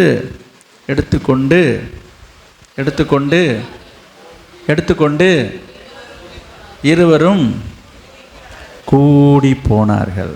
நான் ஏன் திருப்பி சொல்கிறேன், நீங்கள் சொல்லுவீங்கன்னு பார்த்தேன்.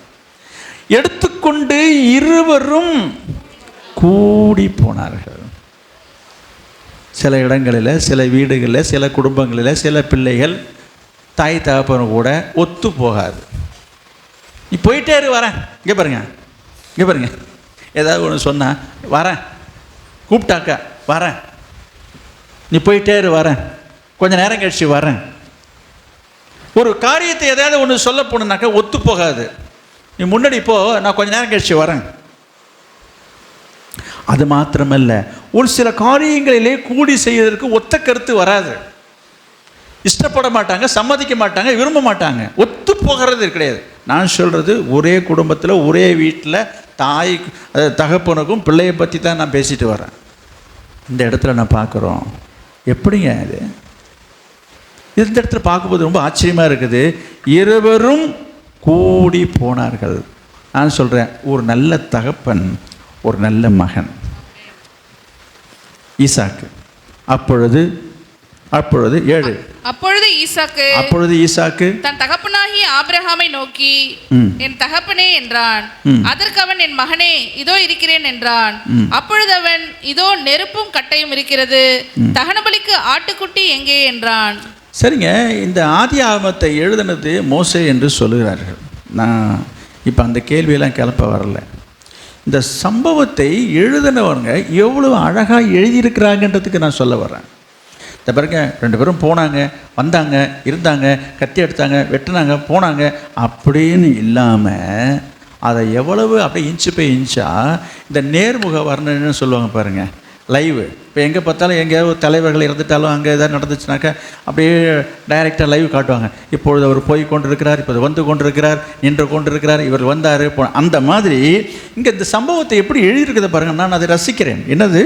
அப்பொழுது ஈசாக்கு தன் தகப்பனாகிய ஆபிரகாமை நோக்கி, நான் என்ன சொல்கிறேன், இதெல்லாம் இதில் எழுதணுமான்னு நான் கேட்குறேன். வேறு ஒன்றும் இல்லை, இது நடந்திருக்கும், உண்மைதான். இதெல்லாம் எழுதணுமான்னு தான் கேட்குறேன். அப்போ என்ன, இது அப்பான்னு கூப்பிட்றானா? அதாவது நம்ம மனசுக்கு, நான் சொல்கிறேன், நம்ம கண்களுக்கு முன்பாக இந்த சம்பவம் ஒரு உருக்கத்தை ஏற்படுத்துகிறது என்று நான் சொல்ல வருகிறேன். ஒரு உருக்கமான ஒரு சம்பவத்தை, நிகழ்ச்சியை நம்ம கண்ணு முன்பாக இந்த ஆசிரியர் கொண்டு வருகிறார். இது உண்மை சம்பவம் கூட, இது கற்பனையான சம்பவம் அல்ல. இன்றைக்கு கற்பனையாக வருகிற கதைகள், நாவல்கள்லாம் படிச்சுட்டு சில பேர் அழுகிற உண்டு. இன்றைக்கு கற்பனையாக நடக்கிற சினிமா படத்தெல்லாம் பார்த்துட்டு அழறெல்லாம் உண்டு. அவன் அத்தனையும் காசுக்கு போட்டுட்டு வேஷம் போட்டுட்டு போயிட்டுருக்குறாங்க. அதை பார்த்துட்டு ஐயோ அவன் கத்தி எடுத்துட்டான், ஐயோ சுற்றுறான் போட்டிருக்கேன். என்னங்க அவ்வளவு நடிப்புங்க, அதை கண்டு பதைக்கிறாள்லாம் இருக்குதுங்க. ஆனால் இது நடந்த சம்பவத்தை ஆவியானவர் நம்ம கண்ணுக்கு முன்பாக கொண்டு வருகிறார். என்ன நடக்குதுங்க? அந்த பிள்ளை, அந்த பிள்ளை, என் தகப்பனே, என்று சொன்னானா. அதற்கு அவங்க அப்பா என்ன சொல்கிறாராம், அவன் என் மகனே. இதான் கேட்கும்போதே நம்ம மனசு என்ன செய்யுது, பதைக்குது. அடாடா எம்மா பாசமாக இருந்திருக்காங்க, அப்படி சொல்கிறாங்களாம், என் மகனே என்றாலாம். அப்புறம் இதோ இருக்கிறேன் என்றான். என்னங்க பக்கத்தில் கூடி தான் போயிட்டு, தூரத்தில் கிடையாது, பக்கத்தில் தான் இருக்கிறாங்க. இதோ இருக்கிறேன் என்றான். அப்பொழுது அவன், இதோ நெருப்பும் கட்டையும் இருக்குது. இப்போ தான் ஒரு கேள்வி கேட்குறான். பரவாயில்ல, கொஞ்சம் விவரமான பிள்ளையாக தான் இருந்திருக்கிறான், விவரம் தெரியாத பிள்ளை கிடையாது. அவன் கேட்குறான், அப்பா தகன பலியிடணும்னு சொன்னீங்க, பலி செலுத்தணும்னு சொல்கிறீங்க.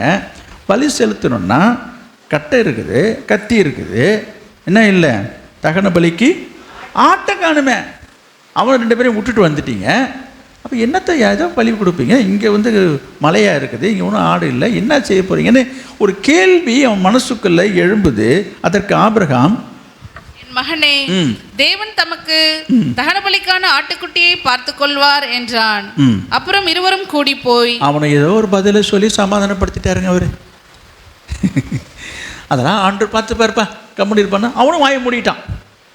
கேள்வி மனசில் வருது. அப்போ நான் என்ன சொல்ல வரேன், இந்த கேள்வியை கேட்கும் பொழுது இந்த ஆபிரகாமுடைய மனசு எவ்வளவு வேதனைப்பட்டிருக்குன்றது தான் உங்கள் மனசுக்கு நான் கொண்டு வரேன். கொஞ்சம் அந்த இடத்துல நீங்கள் தான் அந்த தகப்பனாக இருந்தீங்கன்னா ஒரு தகப்பன் ஸ்தானத்தில் நினச்சி பாருங்கள், கொஞ்சம் யோசித்து பாருங்கள். உங்கள் பிள்ளை இந்த மாதிரி ஒரு கேள்வி கேட்கும்போது மனசு எவ்வளோ பதைக்கும், எவ்வளோ வேதனைப்படும், கொஞ்சம் நினச்சி பாருங்கள். இந்த பிள்ளைய இன்னும் கொஞ்சம் நேரத்தில் பலியிட போகிறோன்றது ஆபிரகாமுக்கு தெரியும். அப்போ நான் பிள்ளை இப்படி கேட்குறானேன்னும் போது என்னது, இந்த பிள்ளையா நாம் போய் பலியிடுறது என்று சொல்லி அவன் மனசு தவிச்சிருக்கும், அவன் மனசு பதைச்சிருக்கும், வேதனைப்பட்டிருக்கும், சஞ்சலப்பட்டிருப்பான். கொஞ்சம் யோசித்து பாருங்கள். அடுத்தது கூடி போய் என்ன செய்தார்கள், தேவன் நம்மளுக்கு சொல்லியிருந்த இடத்துக்கு வந்தார்கள். இப்படி சொல்லிக்கொண்டே பேசிக்கொண்டே ஆண்டவர் சொன்ன இடத்துக்கு வந்தாச்சு. அங்கே ஆபிரகாம் ஒரு பலிபீடத்தை உண்டாக்கி கட்டைகளை அடுக்கி ஈசாக்கை கட்டி அந்த பலிபீடத்தில் அடுக்கிய கட்டைகளின் மேலே அவனை கிடத்தினான். என்னங்க அது, விவரமான பிள்ளையாக இருந்தான், இது வரைக்கும் கேட்டுட்டு தான் இருந்தான், இப்போ வாயை திறக்கலை. எனக்கு இது ஒன்றுமே புரியலைங்க. இது அவன் கையை கட்டுறான், காலையும் கட்டியாச்சு. அப்போ கூட ஏன்ப்பா என் கையை கட்டுறேன்னு அவன் கேட்கவே இல்லையே. கேட்டிருப்பானா கேட்க மாட்டானா, கேட்டதாக இருந்தால் எழுதியிருப்பாங்களா இல்லையா. இப்போ நான் என்ன சொல்கிறேன், கேட்டதை எழுதாமல் விட்டுட்டாவரோ, கேட்கலை. ஏன் அப்படி சொல்கிறேன்னா, அவன் பேசின ஒவ்வொரு வார்த்தையும் பைபிளில் எழுதியிருக்குது. அப்பான்னு கூப்பிடுறது கொண்டு எழுதியிருக்குது, என் தகப்பனேன்னு. தகப்பனேன்னு சொல்லி பதில் கொடுக்குற அப்பாவுடைய குரலை முதற்கொண்டு பைபிளில் எழுதியிருக்குது, என் மகனே என்று எழுதியிருக்குது. இப்படிலாம் ஒவ்வொரு வார்த்தையும் எழுதியிருக்கும் பொழுது இந்த இடத்துல நடந்த சம்பவத்துக்கு வார்த்தை எழுதாமல் விட்டுட்டாங்க நீங்கள் சொல்ல வரீங்களா? அப்போ என்ன சொல்கிறேன்னா, எந்த வார்த்தையும் கேட்கல. ஈசாக்கு ஒன்றுமே பேசலைங்க. இது எனக்கு ரொம்ப ஆச்சரியமாக இருக்குது. இவ்வளோ தூரம் விவரமாக கேட்ட பிள்ளை நம்ம கையை காலை கட்டுறாரு, ஏன் கட்டுறேன்னே கேட்கல. அதுதான் எனக்கு ரொம்ப ஆச்சரியமாக இருக்குது. சரி, ஏதாவது நடந்துட்டு போட்டுங்க, எதுக்கு கட்டுறீங்க, ஏன் கட்டுறீங்கன்னு கேட்கவே இல்லை. கேட்டானா? இல்லை. அதை தான் நான் முன்மையே சொன்னேன், நல்ல தகப்பா நல்ல பிள்ளை என்று சொல்லி. இந்த காலத்து பிள்ளைங்க எல்லாம் என்ன கேள்வி கேட்குதுங்க. சில நேரத்தில் கேட்குற கேள்விகளுக்கு நம்மளால் பதிலே சொல்ல முடியல. நான் ஒரு சம்பவம் ஒன்று கேட்டது, நான் உங்கள் புரோஜனத்துக்காக சொல்கிறேன். உங்கள் புரோஜனத்துக்காக ஒரு வீட்டில் நடந்த ஒரு உண்மை சம்பவம் அது. அவர் ஒரு நல்ல ஒரு பேச்சாளர், ஒரு கிறிஸ்தவர். அவர் கவனிங்க, நல்ல ஒரு பிரசங்கியார். அவருடைய அனுபவம் என்னை ரொம்ப சிந்திக்க வச்சுது. அவருக்கு ஒரு பிள்ளை இருந்துச்சான். அது வந்து ஒரு ஒரு 7-8 வயசுக்குள்ளே உள்ள பிள்ளையான், சின்ன பிள்ளை தானா, பொண்ணு. அது ஓடி வந்து திடீர்னு ஒரு நாள் வந்து ஏதோ ஒரு புத்தகத்தை பார்த்து படிச்சுக்கிட்டு நம்ம கேட்டுச்சான், இந்த மாதிரி இந்த ஐசக் நியூட்டன்னா யார் அப்படின்னு நினச்சான். அவர் ஒரு விஞ்ஞானின்னு சொன்னாராம். விஞ்ஞானின்னா என்னன்னா, அறிவியல் பூர்வமான அறிவியல் கண்டுபிடிப்புகள்லாம் கண்டுபிடிக்கிறவர் தான் விஞ்ஞானின்னு சொல்லுவாங்கன்னு சொல்ல. அவர் என்னெல்லாம் கண்டுபிடிப்பார் நல்லா கவனிங்க. அவர் கண்டுபிடிச்ச கண்டுபிடிப்பெல்லாம் சொல்லிட்டு வந்தாராம். இந்த பிள்ளை சொல்லிச்சான், அப்படியா, ஓ கண்டுபிடிக்கிறவங்க தான் சயின்டிஸ்டா, தெரியாத காரியத்தெல்லாம் கண்டுபிடிக்கிற மாதிரி தான் விஞ்ஞானியா, அப்போ 2 பேரும் நம்ம போய் வீட்டில் போய் ஒளிஞ்சிப்போம், அவர் நம்மளை கண்டுபிடிப்பாரான்னு கேட்டுச்சான். இது சிரிக்க மாதிரி இருக்குது. ஓ பிள்ளைக்கு எப்படிலாம் நினைக்கிறாங்கன்னு நான் சொல்ல வரேன். அப்போ இந்த பிள்ளைக்கு என்னத்தை பதில் சொல்கிறது, நீ தான் சொல்லுங்கள். விஞ்ஞானினா என்னன்னு சொல்லுவீங்க, சயின்டிஸ்ட்னா என்னங்க சொல்லுவீங்க, நீங்கள் தான் சொல்லுங்களா. அப்புறம் இதுக்கு மேலே என்னங்க பண்ண முடியும்? புதிய புதிய கண்டுபிடிப்புகளை கண்டுபிடிப்பது தாங்க சயின்டிஸ்ட். இதுதான் உண்மை. இதுக்கு நீங்கள் என்ன விளக்கம் கொடுப்பீங்க? அவர் என்னெல்லாம் கண்டுபிடிப்பார், எதெல்லாம் கண்டுபிடிப்பார், என்னத்தெல்லாம் கண்டுபிடிப்பார், அவர் என்ன கண்டுபிடிப்பாருன்னா என்ன அர்த்தம்? யோசிச்சு பாருங்க. நான் எங்கே வரேன் அப்படின்னா, இப்படிலாம் இந்த காலத்து பிள்ளைங்க இருக்குதுங்க. நான் என்ன சொல்ல வரேன், இது புடைக்க தெரியாத பிள்ளையா தெரியுது, வாயில்லாத பிள்ளையாட்டு இருக்கு. யார்? இந்த ஈசாக்கு. என்னது இப்படி கேள்வி கேட்ட பிள்ளை, என்னது தகன பலிக்கு ஆட்டுக்குட்டி எங்கன்னு கேட்ட பிள்ளை இப்போ கையங்காலையும் கட்டி வச்சுருக்கா, ஒன்றும் பேசவே இல்லைன்றது தான் என்ன ரொம்ப ஆச்சரியமாக என்னை சிந்திக்க வைக்கிற ஒரு காரியமாக இருக்குது. என்னவா இருக்கும், என்னென்ன இருக்கும், ஏன் அமைதியாக இருந்தான்? எனக்கு இந்த காரியம் விளங்கலை. ஆனால் ஒரு காரியம் வந்துட்டு புரியுது, அப்பா என்ன செஞ்சாலும் நல்லதை செய்வார், அப்பா என்ன செஞ்சாலும் சரியாக செய்வார் அப்படின்ற ஒரு எண்ணத்தில் அவன் கீழ்ப்படிந்திருந்தான், அவன் அடங்கியிருந்தான். அவன் கையை காலை உதறலை, கையை காலை உதறி தள்ளிட்டு ஓடலை, என்னை எதிர்த்து பேசலை, சத்தம் போடலை, கத்தலை, ஏன் என் கையை கட்டுறன்னு கேட்கலை, என் கையை கட்டாத என்று சொல்லி உதறி விட்டுட்டு ஓடலை, எல்லாவற்றுக்கும் அவன் அடங்கியிருந்தான் என்று சொல்லும் பொழுது இவன் ஆபிரகாமே தாண்டினாளாக இருப்பான் போல தெரியுது எனக்கு. அந்த பிள்ளையினுடைய நடத்தையில் நான் சொல்கிறேன், அந்த பிள்ளையினுடைய வளர்ப்பை நான் சொல்ல வருகிறேன். இது என்னை ரொம்ப ஆச்சரியப்பட வைக்கிற விஷயமா இருக்குது. இப்போ இருக்கும் பொழுது கையை காலெல்லாம் கட்டி கட்டையை மேலே கிடத்துற வரைக்கும் வாயை திறக்கலைங்க. இந்த காலத்து பிள்ளைங்க என்ன கேள்வி கேட்குது நம்மளுக்கு தெரியுங்களா? இந்த காலத்து பசங்களாம் சொல்லுவாங்க, முளைக்கிற முளையா என்ன கேள்வி கேட்குது பாருங்கன்றாங்க. அந்த மாதிரி இப்படிலாம் கேட்குற ஒரு பிள்ளைகளை பார்க்குறோம், எதையும் கேட்காத ஒரு பிள்ளையை நம்ம இங்கே பார்க்குறோம். சீக்கிரம் படிங்க அடுத்தது. பின்பு ஆபிரகாம் தன் குமாரனை வெட்டும்படிக்கு தன் கையை நீட்டி கத்தியை எடுத்தான். பாருங்க, என்னது இவ்வளவு நடந்து முடிஞ்சு போச்சுங்க. இப்போ ஒன்றும் அவர் என்ன செய்யலை, இதுக்கப்புறமாவது யாராவது வந்து இதை நிறுத்துவாங்க தடுத்துவாங்கன்னு அவர் நினைக்கவும் இல்லை, எதிர்பார்க்கவும் இல்லை, அப்படி ஒரு எண்ணத்தோடு செயல்படவும் இல்லை. அவர் ஒரு முடிவுக்கு வந்துட்டார். என்ன முடிவுக்கு?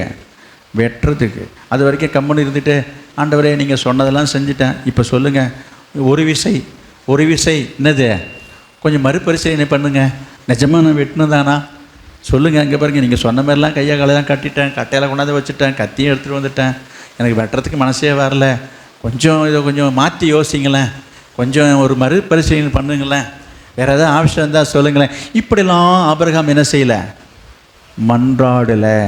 இப்போ ஒரு வேளை வேறு யாராவது இருந்தால் என்ன செய்வாங்க, உடனே அங்கே ஒரு அழுது புலம்பி ஒரு ஜபமே பண்ணியிருப்பாங்க. ஆண்டவரே, நீர் கொடுத்த பிள்ளை, நீர் கொடுத்த செல்வம், நீர் கொடுத்த மகன், எனக்கு வெட்டுறதுக்கு மனசே வரல, எனக்கு கை துணியவே இல்லை, நீங்களே வெட்டிங்க, நீங்களே குத்திங்க, நீங்களே. நான் சும்மா எக்ஸ்ட்ரா பீட்டிங் பேசிட்டு வரேன், கவனிங்க. தப்புறங்க, கொண்டாந்து வைக்கணுன்னு வச்சுட்டிங்க, கொண்டாந்து இங்கே விட்டுட்டேன், கையை காலையெல்லாம் கட்டிவிட்டேன், கத்தி இதே இருக்குப்பா, என் கையாலும் நான் வெட்ட முடியாதுப்பா, வெட்டுறதுல நீங்களே வெட்டிங்க. எப்படி? அதாவது ஆண்டவர் மேலேயே வழியை போட்டுடுறது, தப்பிக்கிறதுக்கு வழி சொல்லிட்டு இருக்கிறேன் நான். இன்றைக்கு இந்த மாதிரி ஐடியாக்கள்லாம் நிறைய பேருக்கு இருக்குதுங்க. ஆனால் ஆபிரகாம் செய்த காரியங்கள் ரொம்ப ரொம்ப ஆச்சரியமாக இருக்குது. ஆபிரகாம் என்ன செய்தார், நிஜமாவே செய்ய போயிட்டார். சீக்கிரம் படிங்க. அப்பொழுது கர்த்தருடைய தூதனானவர் வானத்தில் இருந்து ஆபிரகாமே ஆபிரகாமே என்று கூப்பிட்டார். அவன் இதோ அடியேன் என்றான். அப்ப மேலேருந்து ஒரு குரல் வருது, ஆண்டவர் கூப்பிடுறாரு. அப்புறம் சீக்கிரம் படிங்க.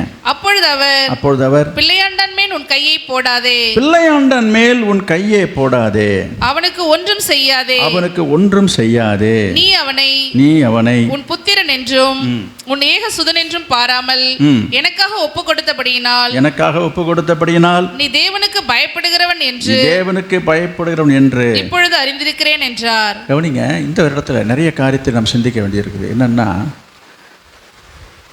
இவன் வெட்டட்டும், இவன் செய்யட்டும், இவன் செய்கிறானா என்று சொல்லி ஆண்டவர் என்ன செய்யலை, விட்டு வைக்கவும் இல்லை, காத்திருக்கவும் இல்லை, பார்க்கவும் இல்லை. இந்த இந்த இந்த வார்த்தைகளை நான் கவனிக்கும் போது என்ன தோணுன்னா, ஆண்டவரே நீங்கள் என்ன சொல்கிறீங்க பார்ப்போம் அந்த வார்த்தையை. ஆண்டவரே என்ன செஞ்சார்? ஆண்டவரே, நான் சொல்கிறேன் பாருங்க, ஆண்டவரே அலண்டுட்டார், ஆண்டவரே அசந்துட்டார், ஆண்டவரே அலறிட்டார். புரியுதா உங்களுக்கு? இப்படி சொன்னால் தான் உங்களுக்கு பிடிக்கும். நான் உங்கள் மொழியில் நான் பேசுகிறேன், அதாங்க உண்மை. ஆண்டவர் ஐயோ இவன் வெற்றுவோம் போல் இருக்க, யாருக்கு? ஆண்டவரே பதறிட்டார். அதான் உண்மை. நான் சொல்கிறேன், விட்டா போதும், விட்டுருவோம் போல் இருக்கேன். நான் ஏதோ ஒரு சும்மா ஒரு பேச்சுக்கு சொன்னேன், செய்கிறானா இல்லையான்னு பார்த்தேன், செஞ்சே விடுவோம் போல் இருக்கேன். நான் சொல்ல வந்தது, ஆபிரகாம் ஆண்டவரையே என்ன செய்யணும், ஆசீர்வதிச்சிட்டார். அதாங்க விசுவாசம். ஆண்டவரையே திகைக்க வச்சிட்டார். நான் சொல்லுவேன், என்னை பொறுத்தளவுக்கு இது வேஷமும் அல்ல, இது நடிப்பு அல்ல, இது கடமைக்காக செய்தேன் என்று சொல்லவே முடியாது. ஏனென்றால் ஆண்டவர் சொன்ன வார்த்தையை பாருங்க, போட்டுறாத. என்ன சொல்றாரு, பிள்ளையாண்டான மேல் உன் கையே தாப்பா. அப்படின்னா என்ன அர்த்தம், எடுத்து ஓங்கிவிட்டாருங்க. சும்மாலாம் வச்சுட்டு நிற்கல. ஒரு செகண்ட் விட்டுருந்தா அந்த கத்தி விழுந்திருக்கும். டக்குன்னு சரியான நேரத்து வரைக்கும் காத்துட்ருக்காரு. இவன் நிஜமாக வெட்டுவானா? நான் தான் முந்தைய சொன்னேன்னே, பார்த்துக்கும்போது என்ன ஆகும், நமக்கு மனசு மாறிடும். நான் ஒரு கற்பனை கதை சொன்னேன் பார்த்தீங்களா. நான் என்னது, இந்த ஆகார் பிள்ளையை கொண்டு போய் போட்டுவிட்டு அந்த பிள்ளை சாகிறத நான் பார்க்க மாட்டேன்ட்டு தூரத்தில் போய் உட்காந்துட்டு அழுதுட்டு இருந்தான்னு சொல்லி ஒரு சம்பவம் இருக்குதுங்க. அந்த மாதிரி ஆபிரகாமே, இந்த பாருங்க, இதுக்கு மேலே என் கையாலலாம் என் பிள்ளைய, நான் பெற்ற பிள்ளைய என் கையால் வெட்டுறதா, ஐயோ இந்த கொடுமையை நான் செய்யவே மாட்டேன், நீங்கள் வெட்டுறதை நான் வெட்டிங்க. நீங்கள் யாராவது காபிரியில் அனுப்பினாலும் சரி, மிகாவேல அனுப்பினாலும் சரி, நீங்கள் யாராவது வானத்திலேருந்து கேருபு சேராபில் அனுப்பி இந்த பிள்ளையை வேணால் பலி எடுத்துங்க, நான் கொண்டாந்து சேர்த்துட்டேன், நான் கொடுக்க வேண்டியது கொடுத்துட்டேன், நீங்களே பலி எடுத்துங்க. சொல்லலாமா சொல்லக்கூடாதா? நான் சொல்கிறது புரியுதா உங்களுக்கு? இப்படிலாம் சொல்கிறதுக்கு இடம் இருக்குதுன்னு சொல்ல வரேன். ஆனால் ஆபிரகாமே சும்மா இவங்களெல்லாம் வம்புக்கு இழுத்துட்டு இருக்காம சொன்னதை நான் செய்கிறேன். இந்தாங்க என் பிள்ளை இருந்தாலும் பரவாயில்ல, நீங்கள் சொல்லிட்டீங்க, நான் செய்கிறேன். இப்படிப்பட்ட மனுஷனை எங்கெங்க போய் பார்க்குறது? என்னாச்சு, ஆண்டவர் பேசிட்டார், பேசி நிறுத்திட்டார். நிறுத்தி என்ன சொல்கிறாரு, நீ அவனை உன் புத்திரன் என்றும் உன் ஏக சுதன் என்றும் பாராமல். திரும்ப அந்த வார்த்தை வராரு பாருங்க. அதாவது அந்த அடமொழி கொடுக்குறாரு பாருங்க. அந்த அழகாக இருக்குது அந்த வார்த்தை. உன்னுடைய ஏக புதல்வன், ஒரே வாரிசு, ஒத்தைக்கு ஒத்தன்னு நம்ம சொல்லுவோம் இல்லையா, ஒன்னே ஒன்று கண்ணே கண்ணுன்ற மாதிரி. அதை போல் உனக்கு பாசமாக இருக்கிற பிள்ளைன்னு கூட நீ நினைக்காம எனக்காக ஒப்பு கொடுத்தபடியினால நீ யாருக்கு, நீ தேவனுக்கு பயப்படுகிறவன் என்று அப்போ இதுக்கு முந்தைய அறியலையா? அங்கே தான் நான் வரேன். என்னது, அப்போ இது வரைக்கும் என்ன நினச்சிட்டு இருந்தார் இவர்? அப்போ இதுக்கு முன்னாடி ஆபிரகாம் பற்றி என்ன நினச்சிட்டு இருந்தார் இவர்? இப்படி ஒரு கேள்வி கேட்டால், அப்போ இது வரைக்கும் அவர் மேலே சந்தேகத்தில் இருந்தாரோ, நம்பவே இல்லையா? அங்கே சொல்கிற வார்த்தையை பாருங்கள், நீ தேவனுக்கு பயப்படுகிறவன் என்று இப்பொழுது அறிந்திருக்கிறேன் என்று சொல்லிட்டு, அதுக்கப்புறம் நடந்த சம்பவங்களை பார்க்கும்பொழுது அங்கே ஒரு ஆட்டுக்குட்டி நிற்கிது.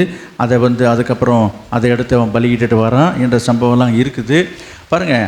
ஆபிரகாமே இந்த சூழ்நிலையிலையும் ஆண்டவருக்கு செய்ய வேண்டியதை செஞ்சுட்டு தான் வராருன்றதையும் பார்க்குறோம். ஆண்டவர் தடுத்துட்டாரு, காப்பாற்றிட்டாரு, சந்தோஷமான காரியம் தானே. உடனே என்ன பண்ணணும், பிள்ளை அடிச்சுட்டு உடனே தர வேண்டியதானே.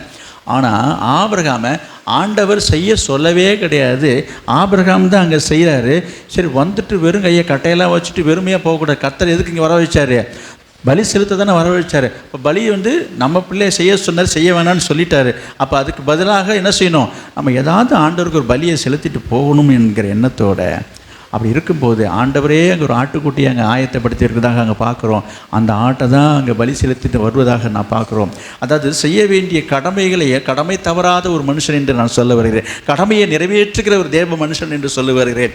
சில நேரத்தில் பார்த்தீங்கன்னா சில பேர் சொல்லுவாங்க, எனக்கு இருந்த அவசரத்தில், ஒரு டென்ஷனில், ஒரு எமோஷனில், எனக்கு இருந்த ஒரு ப்ரெஷரில் நான் இதை மறந்துட்டேன் என்று சொல்கிறவங்களாம் உண்டு. ஒரு கல்யாண காரியமாக இருக்கட்டும், வீட்டில் நடக்கிற விசேஷமாக இருக்கட்டும், அல்லது ஒரு துக்க காரியமாக இருக்கட்டும், ஒரு சாவாக இருக்கட்டும், ஐயோ எனக்கு இந்த சிந்தனையில் அதை மறந்துட்டேங்க, நான் இதை செய்ய மறந்துட்டேனே என்று சொல்கிற சம்பவங்கள் நிறைய உண்டு தானே. ஒரு பெரிய காரியம் உங்கள் ஃபங்க்ஷன் வீட்டு நடக்குதுன்னு வச்சுக்கோங்க, என்னங்க அது இப்படி பண்ணிட்டீங்களே அப்படின்னு சொன்னாங்க. ஒன்றும் இல்லை, ஒரு சின்ன உதாரணம் சொல்கிறேன். சில நேரங்களில் சில இடங்களில் சில பேர் செய்கிறத காட்டி சொல்கிறேன். ஒரு பைபிள் இருக்காது, எல்லாம் தோரணம் கட்டி வச்சுருப்பாங்க, ஆர்ப்பாட்டமாக இருக்கும், அலங்காரம் அழகாக இருக்கும், சீரியல் லைட் இருக்கும், அது இருக்கும், இது இருக்கும், ஜெபம் பண்ண கூப்பிட்ருப்பாங்க. ஜெபம் பண்ண தான் நம்ம வந்திருப்போம். சும்மா ஒரு உதாரணத்துக்கு நான் பேசிட்டு வரேங்க, கவனிங்க. எல்லாம் நடக்குங்க, ஒரே கூட்டமாக இருக்கும், என்ன பாண்டு வாத்தியம் இருக்கும், மியூசிக்கு, ஆர்கெஸ்ட்ரா எல்லாம் கலகலப்பாக நடந்துகிட்டு இருக்குங்க. இப்போ ஒரு ஊழியக்காரர் என்ன பண்ண போகிறாரு, இப்போ ஜெபம் பண்ண வராருங்க. ஜெபம் பண்ணும்போது என்ன செய்வார், ஒரு வசனம் வாசிப்பார். பைபிள் இருந்து என்ன ஐயோ, எங்கடா வச்சுட்டு வந்த நீனே? இங்கே பாருங்க, இங்கே அவன் தானே கிடச்சான் நம்மக்கிட்ட. வரும்போதெல்லாம் எடுத்துகிட்டு வரதில்ல. என்னங்க அது? என்ன சொல்ல வருகிறேன், சில நேரங்களில் சில பேர் எதற்கு ஒரு முக்கியத்துவம் கொடுக்க வேண்டுமோ அதை தவறிடுகிறார்கள், அதை மறந்து விடுகிறார்கள், அதற்கு முக்கியத்துவம் தருவது இல்லை என்பதை நான் சொல்ல வருகிறேன். சரி நீங்களே படித்து நீங்களே ஜெபம் பண்ணிட்டு போங்க. எல்லாம் நடக்குதுங்க, எல்லாம் இருக்குதுங்க. அங்கே என்ன இல்லை? கர்த்தருடைய வார்த்தை இல்லை, பைபிள் இல்லை. அதை எடுத்துகிட்டு வரத்துக்கு முடியலைங்க. நான் சில இடத்துல நான் பார்த்துருக்குறேன், கல்யாணத்துலேயும் சரி, காரியத்துலேயும் சரி, நிறைய விஷயத்தில் அதில் இருக்கிற ஒரு ஆர்வத்தில் இதை மறந்துடுவாங்க. ஐயோ, பைபிள் கொண்டாந்து வைக்கணுமே, பைபிள் இது படிக்கணுமோ இல்லையோ, அதை வச்சு நம்ம ஜெபம் பண்ணணுன்ற சிந்தையாக இருக்காதுங்க. நீ எங்கடா அங்கடா நான் ஒருத்தரை சாட்டிவிட்டு அவ்வளோதான் முடிஞ்சிச்சு, நேரம் ஆகுதுங்க, நீங்கள் சீக்கிரமாக ஜெபம் பண்ணுங்க, அடுத்தது எடுத்துகிட்டு வர்றது கிடையாது. அதாவது நிறைவேற்ற வேண்டிய காரியத்தை நிறைவேற்றுவதில் உறுதியாக இருந்தான் ஆபிரகாம். என்ன நிறைவேற்றணும்? இவருங்க வந்தோமா பார்த்தோமா முடிஞ்சோமா போயிடுச்சுங்க, அதோடு வந்துட வேண்டியதானே. இவனை யாருங்க இப்போ ஆட்டுக்குட்டியெல்லாம் அங்கே பலி செலுத்த சொன்னது? அப்போ கர்த்தரை கனம் பண்ணுகிறான், கர்த்தர் சொன்னதை நிறைவேற்றுகிறான், கர்த்தருக்கு செலுத்த வேண்டியது செலுத்துகிறான், கர்த்தருக்கு செய்ய வேண்டியது செய்கிறான் என்று நான் சொல்ல வரேன். என்ன செய்யணும்? பலி செலுத்துன்னு சொன்னார், நம்ம மட்டும் பலி செலுத்தாமல் போனால் அதை செய்துட்டு தாங்க போனோம். உன் பிள்ளைய செய்ய வேணான்னு சொல்லிட்டாரு, அதுக்கு ஒரு மாற்று ஏற்பாடை என்ன பண்ணோம்? அவரே அங்கே ஏற்படுத்தி வச்சிருக்கிறாரு, அதை செஞ்சுட்டு போகிறாரு. இது கர்த்தர் சொன்னாரா? கர்த்தர் சொல்லாத. இப்போ ஏன் செய்கிறாரு? நான் ஒன்று சொல்கிறேன், சில நேரங்களில் சில காரியங்களை எல்லாமே ஆண்டவர் சொல்லுவார்னு எதிர்பார்க்காதீங்க. ஆண்டவர் என்ன நம்ம எதிர்பார்க்குறாரு? நீங்கள் சொல்லாமல் செய்வீங்களான்னு எதிர்பார்க்குறாரு. நிறைய பேர் சொல்லுவாங்க, கர்த்தர் சொன்னார்னு நான் செஞ்சிடுறாங்க, கர்த்தர் சொன்னால் நான் செஞ்சிருவாங்கன்னுவாங்க. அப்படியே கர்த்தர் சொன்னதெல்லாம் கிச்சை கொடுத்து ஆண்டாமல் செஞ்சிடற மாதிரி. அதெல்லாம் செய்யாததுக்கு சொல்கிற சாக்குங்க. நான் சொல்கிறேன், கர்த்தருக்கு தேவைன்னு தெரியும், கர்த்தர் எதிர்பார்க்குறாருன்னு தெரியும், கர்த்தர் விரும்புகிறார் என்று தெரிஞ்ச காரியத்தை சொல்லுவது தவறுன்னு நான் சொல்கிறேன். கர்த்தர் விரும்புகிறான்னு தெரிஞ்சுக்கிட்டு ஆண்டவர் என்கிட்ட ஒன்று அப்படிலாம் ஒன்றும் சொல்லவே இல்லையே. சொன்னாரா? இவ்வளோ சொன்னார், அது சொல்லலையே. நான் அதை தான் கேட்குறேன். ஆண்டவர் என்ன சொன்னார்? பலி செலுத்தினார், ஈசாக்க பலி செலுத்தினார், தகன பலி கொண்டுட்டு போனோம், எல்லாம் சொன்னார். அவரும் இதெல்லாம் சொல்லவே இல்லையே. ஏன் செய்தார்? நான் உங்களுக்கு சொல்கிறேன், கர்த்தர் சில நேரங்களிலே அவர் உங்களிடத்திலிருந்து சொல்லாத காரியத்தை எதிர்பார்ப்பார். திரும்பவும் சொல்கிறேன், அது கர்த்தருடைய சொல்லாத காரியம் என்று சொல்லி உங்கள் காரியத்தில் நிறைவேற்றத்தில் துணிகரமாக நிற்காதீங்க. இன்றைக்கி சில பேர் கர்த்தர் சொல்லாத காரியங்களை அவங்க சொந்த விஷயத்தில் செய்வதற்கு தீவிரமாக நிற்பாங்க. அதுக்கு தீவிரமாக அவர் எப்போங்க சொல்லுவார்? அவரும் சொல்கிறாரு இல்லை, நான் அதெல்லாம் பார்த்துட்டு இருக்க முடியாதுங்க அப்படின்னு சொல்லி அவங்க விருப்பப்பட்டதை விரும்புகிற காரியத்தை செய்வதில் தீவிரமாக இருக்கிறாங்க. ஆனால் கர்த்தர் விரும்புகிற காரியத்தில் கர்த்தர் சொன்னாதான் செய்வேன்ட்டு உட்காந்துருக்கிறாங்க. இப்போ ஆராதனைக்கு ஆலயத்துக்கு வரணும் என்பதை ஒரு 10 கட்டளையிலே ஆண்டவர் சொல்லிட்டார். ஓய்வு நாளை பரிசுத்தமாக ஆசரிக்க நினைப்பாயாக என்று முடிஞ்சு போச்சு. ஆதியிலே எழுதி வச்சாச்சு. தினைக்கும் வாரம் ஞாயிற்றுக்கிழமை காலையில் வந்து உன்னை எழுப்பி, ஏன்ப்பா இன்றைக்கி ஞாயிற்றுக்கிழமை இன்றைக்கி ஆராதனைக்கு போகலை சொல்லிட்டு உட்காந்துருப்பார். இவர் எனக்கு வந்து இன்றைக்கி சொல்லவே இல்லைங்க, இன்றைக்கி ஆராதனைன்னு சொன்னாரா என்னவர்? இது இப்படி இல்லாமல் பேச முடியும்? இன்றைக்கி ஆராதனைக்கு வான்னு சொல்லலை, போன்னு சொல்ல சொல்லியாச்சு. ஒரு தடவை நம்ம அதை செய்யணும், நிறைவேற்றணும். அப்புறம் பாருங்கள், சீக்கிரம் வாங்க. அடுத்தது அங்கே சில சம்பவங்கள் நடக்குது. கர்த்தருடைய தூதனானவர் 2ஆம் தரம் வானத்திலிருந்து ஆபிரகாமை கூப்பிட்டு பாருங்கள், 15க்கு அப்புறம் வாங்க சீக்கிரம். கர்த்தருடைய தூதனானவர் 2ஆம் தரம் வானத்திலிருந்து ஆபிரகாமை கூப்பிட்டு நீ உன் புத்திரன் என்றும் உன் ஏகசுதன் என்றும் பாராமல் அவனை ஒப்புக்கொடுத்து இந்த காரியத்தை செய்தபடியால் நான் உன்னை ஆசீர்வதிக்கவே ஆசீர்வதித்து உன் சந்ததியை வானத்து நட்சத்திரங்களைப் போலவும் கடற்கரை மணலைப் போலவும் பெருக பண்ணுவேன். உன் சந்ததியார் தங்கள் சத்துருக்களின் வாசல்களை சுதந்தரித்துக் கொள்வார்கள் என்றும் நீ என் சொல்லுக்கு கீழ்ப்படிந்தபடியினால் உன் சந்ததிக்குள் பூமியில் உள்ள சகல ஜாதிகளும் ஆசீர்வதிக்கப்படும் என்றும் என் பேரில் ஆணையிட்டேன் என்று கர்த்தர் சொல்லுகிறார் என்றார். என்ன சொல்றாரு? ஆண்டவர் பேசுறாரு. என்ன பேசுறாரு? நீ என் சொல்லுக்கு கீழ்ப்படிந்தபடியினால் உன் சந்ததிக்குள் பூமியில் உள்ள வம்சங்கள் எல்லாம் ஆசீர்வதிக்கப்படும் என்று சொல்றார்.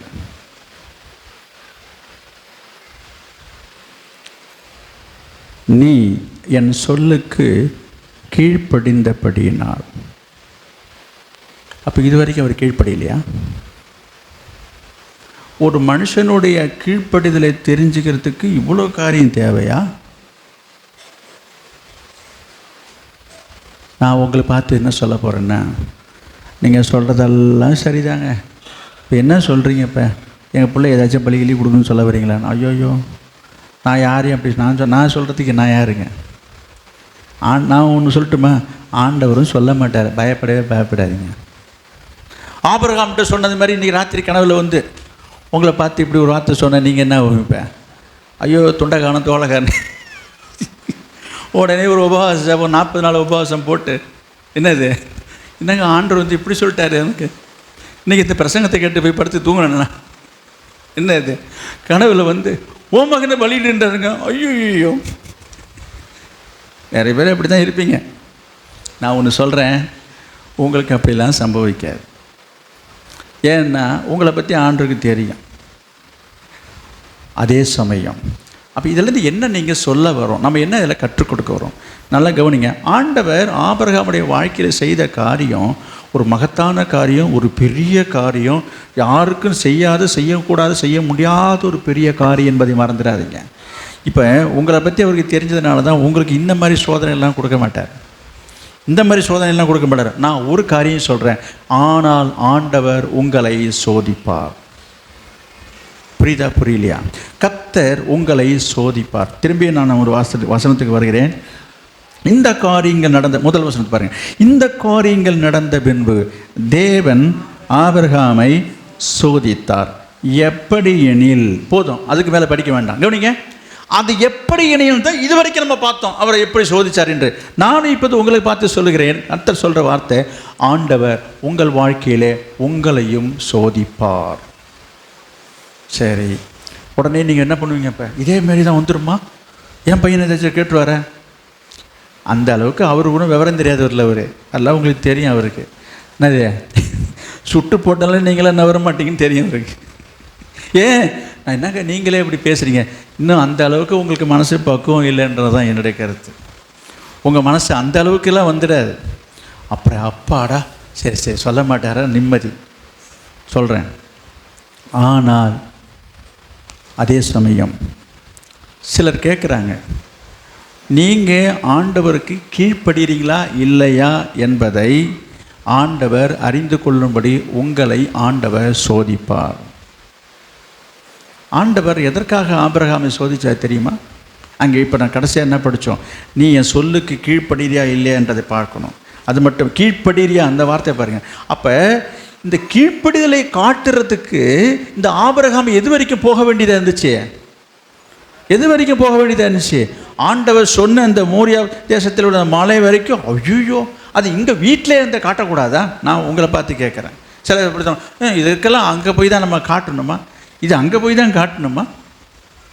நான் திரும்பவும் சொல்கிறேன், சிலர் கேட்குற கேள்விக்கு நான் சொல்கிறேன், கேட்குறாங்க கேள்வி. அது வந்து விசுவாசம், பக்தி, சாபம் இதெல்லாம் மனசில் இருந்தால் போதுங்க. எல்லாம் மனசுக்குள்ளே இருக்கணும் இருந்தால் போதுங்க. எல்லாம் என் மனசு வந்து கர்த்தருக்கு தெரியுங்க. என் மனசு ஆண்டவர் புரிஞ்சு வச்சுருக்காருங்க. கர்த்தரே சொல்கிறாருங்க, மனுஷன் முகத்தை பார்க்குறோம், தேவன் இருதயத்தை பார்க்குறாருன்னு இருக்காங்க. என் மனசில் என்ன இருக்குன்றதெல்லாம் கர்த்தருக்கு தெரியுங்க. நான் உங்கள்கிட்ட கேட்குறேன், இந்த ஆபிரகாம் மனசில் இருக்கிறது கர்த்தருக்கு தெரியாதா? இதுக்கு என்ன பதில் சொல்கிறீங்க? இதெல்லாம் இந்த மாதிரிலாம் திறமையாக பேசுகிறாலாம் இருக்கிறாங்க. இந்த மாதிரி உங்களுடைய செயலில், ஒரு கிரியையில் ஒரு சில காரியங்களை காட்ட வேண்டும் என்று சொல்லி போதித்தா அதெல்லாம் வந்து காட்டணும்லாம் ஒன்றும் அவசியம் இல்லைங்க. உங்கள்கிட்டலாம் நான் ஒன்று காட்டிகிட்டு இருக்க முடியாதுங்க. அதெல்லாம் ஆண்டவருக்கு தெரியும். நான் சொல்கிறேன், நீ ஆண்டவருக்கு தான் ஏன் காட்டுன்றேன். நீ ஆண்டவருக்கு காட்டுன்னு தான் சொல்கிறேன். நான் எனக்கு காட்டுன்னு நான் சொல்லலை. அதெல்லாம் ஆண்டவருக்கு இங்கே பாரு அடுத்து, அதெல்லாம் ஆண்டவருக்கு தெரியுங்க. நான் சொல்கிறேன், ஆண்டவருக்கு ஆபிரகாமுக்கு கீழ்ப்பதற்குன்னு தெரியாதா? ஆண்டவருக்கு ஆபிரகாம் தேவருக்கு பயப்படணும்னு தெரியாதா? சொல்லுங்கள், இதுக்கு பதில் நீங்கள் தான் சொல்லணும். இப்போ எல்லாம் அறிந்தவர், எல்லாம் புரிந்தவர், எல்லாரும் மனசில் இருக்கிற எண்ணங்களை அறிந்தவர், உங்கள் மனசில் நினைவு தோற்றத்தை அறிந்து வச்சிருக்காரு. நீங்கள் நினைக்கிறது முதற்கொண்டு தெரியும். எல்லாம் தெரிஞ்ச ஆண்டவருக்கு இது தெரியாதா? அதுக்கு எதுக்கு இவ்வளோ பெரிய ட்ராமா? சொல்லுங்க. இல்லை, சில காரியம் நான் உங்களுக்கு சொல்லி முடிக்கிறேன். சில நேரங்களிலே சில காரியங்களை நம்ம நிரூபித்து தான் காட்டணும். கிரியை இல்லாத விசுவாசம் செத்ததாக இருக்கிறது. சும்மா விசுவாசம் விசுவாசம், நான் விசுவாசமாக இருக்கிறேன், எல்லாம் என் மனசில் இருக்குது, எல்லாம் நான் அப்படி தாங்க இருக்குது, நான் வெளியில் காட்டலன்னு பார்க்குறீங்களா, நான் சொல்லலன்னு பார்க்குறீங்களா, செய்யலன்னு பார்க்குறீங்களா, நான் எப்படி இருக்குன்ற கர்த்தருக்கு தெரியும், நீங்கள் என்ன வேணால் நினச்சிட்டு போங்க. யார் இது சத்தம் போட்டுகிட்டே இருக்குது? ஏதோ ஒரு குழந்தை சத்தம். அமைதிப்படுத்துங்க.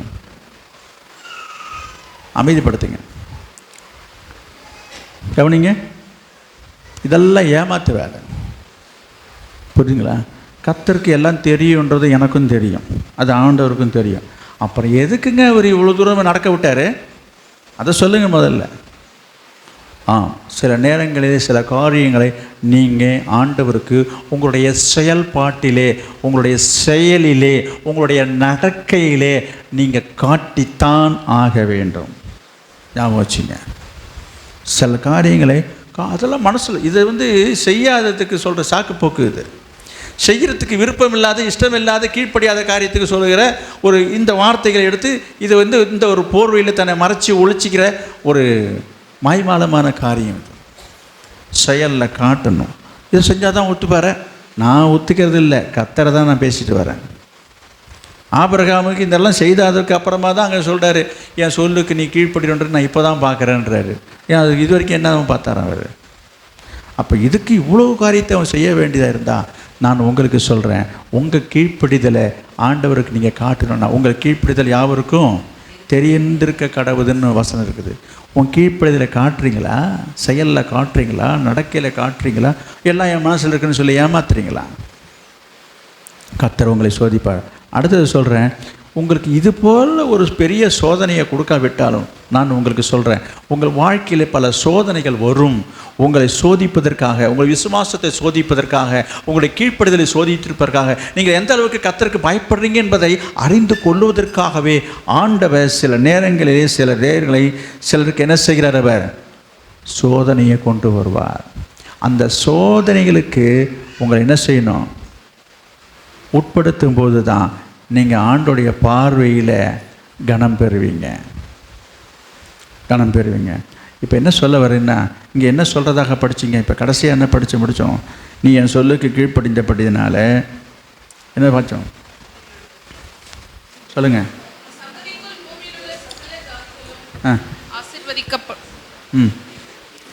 நான் என்ன கேள்வி கேட்க போகிறேன்? கவனிங்க, முடிச்சிடுறேன்.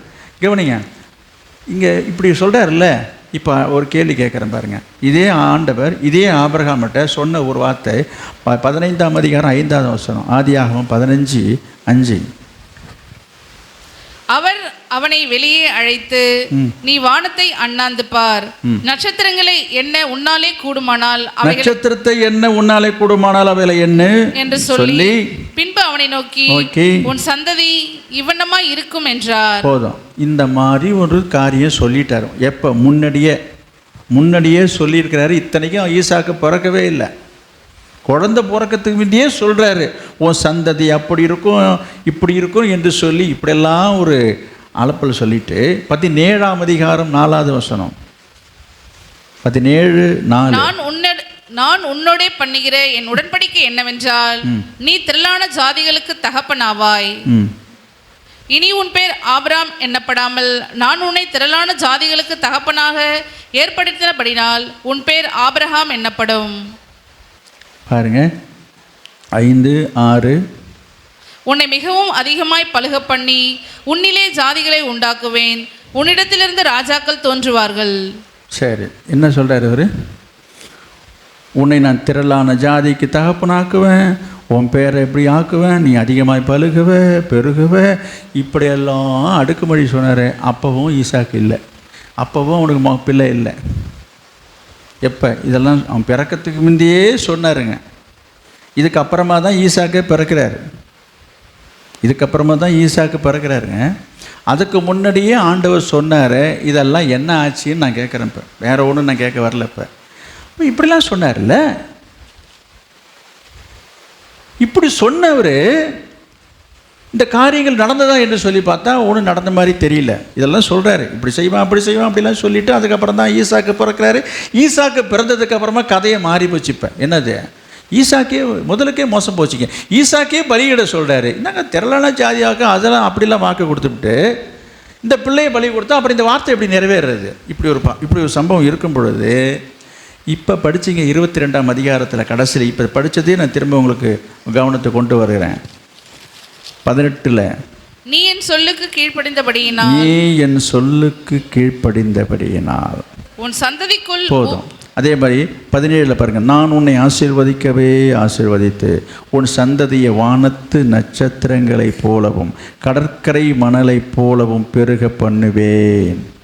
அப்போ அங்கே சொன்னதை தான் இப்போ நான் சொல்ல வரேன். ஏற்கனவே சொன்னதை எங்கே எப்போ எப்படி அவர் நிறைவேற்றுகிறார் என்று சொன்னால், இந்த சோதனைக்கு பிற்பாடு உங்களுக்கு ஒரு சோதனையை வைத்து அந்த சோதனையில் இவன் ஜெயித்த பிற்பாடு அந்த சோதனை மூலமாக இவன் மனசு எப்படின்றதை நல்லா புரிஞ்சு வச்சுக்கிட்டு இப்படிப்பட்ட ஒரு ஆளாக இருக்கிறான்னு சொன்னதுக்கு அப்புறமா தான் அந்த வாக்குத்தத்தம் நிறைவேறுகிறது என்று நான் சொல்ல வருகிறேன். கர்த்தர் உங்களை குறித்து ஒரு திட்டம் வைத்திருக்கலாம், நோக்கம் வைத்திருந்திருக்கலாம், உங்களை குறித்து ஒரு தீர்க்க தரிசனமாக ஒரு வாக்குத்தத்தம் பண்ணியிருக்கலாம். எனக்கு ஆண்டவர் அப்படிலாம் பண்ணுறேன்னு சொல்லியிருக்காருங்க, என்கிட்ட கர்த்தர் அப்படி பேசியிருக்காருங்க. நான் சொல்கிறேன் நல்லது நடக்கும் இல்லை என்று சொல்ல. ஆனால் அதை லகுவாக அவர் சொன்னதுனால சொல்கிறதுனால நடந்துடும் மட்டும் நினைக்காதீங்க. அதுக்கு முன்னதாக அவர் என்ன செய்வார், ஆபிரகாமுக்கு வச்சது போல் உனக்கு ஒரு சோதனையை ஒரு செக்கு வைப்பார். ஆனால் நிச்சயமாக என்ன கேட்க மாட்டார், நிச்சயமாக என்ன கேட்க மாட்டார், ஐயா உங்கள் பையனையும் பிள்ளையெல்லாம் கேட்க மாட்டார். பயப்படாதீங்க. ஒரு ஆபிரகாம் கேட்ட மாதிரி கேட்டுருவாருன்னு உங்களெல்லாம் கேட்க மாட்டார். எப்படிங்க அப்படி சொல்கிறீங்க? உங்களை தைரியப்படுத்த தான் சொல்கிறேன். இல்லைன்னா நீங்கள் இந்த நினைப்பிலேயே தான் போவீங்க நீங்கள். இல்லை அப்படிலாம் இல்லை. நான் ஒன்று சொல்கிறேன். ஏன் நான் திருப்பி இந்த வார்த்தையை சொல்கிறேன் தெரியுமா? நீங்கள் அப்படிலாம் இல்லைங்க, சும்மா வீராப்புக்கு சில பேர் சொல்லலாம். அப்படிலாம் இல்லைங்க. ஒருவேளை ஆண்டு சொன்னார்னா, ஒருவேளை ஆண்டு பேசினார்னா, ஒருவேளை ஆபிரகாம் சொன்ன மாதிரினா அதெல்லாம் நான் கொடுத்துருவேன்னு சும்மா வீரவாசனம் பேசலாம். புரியுதா?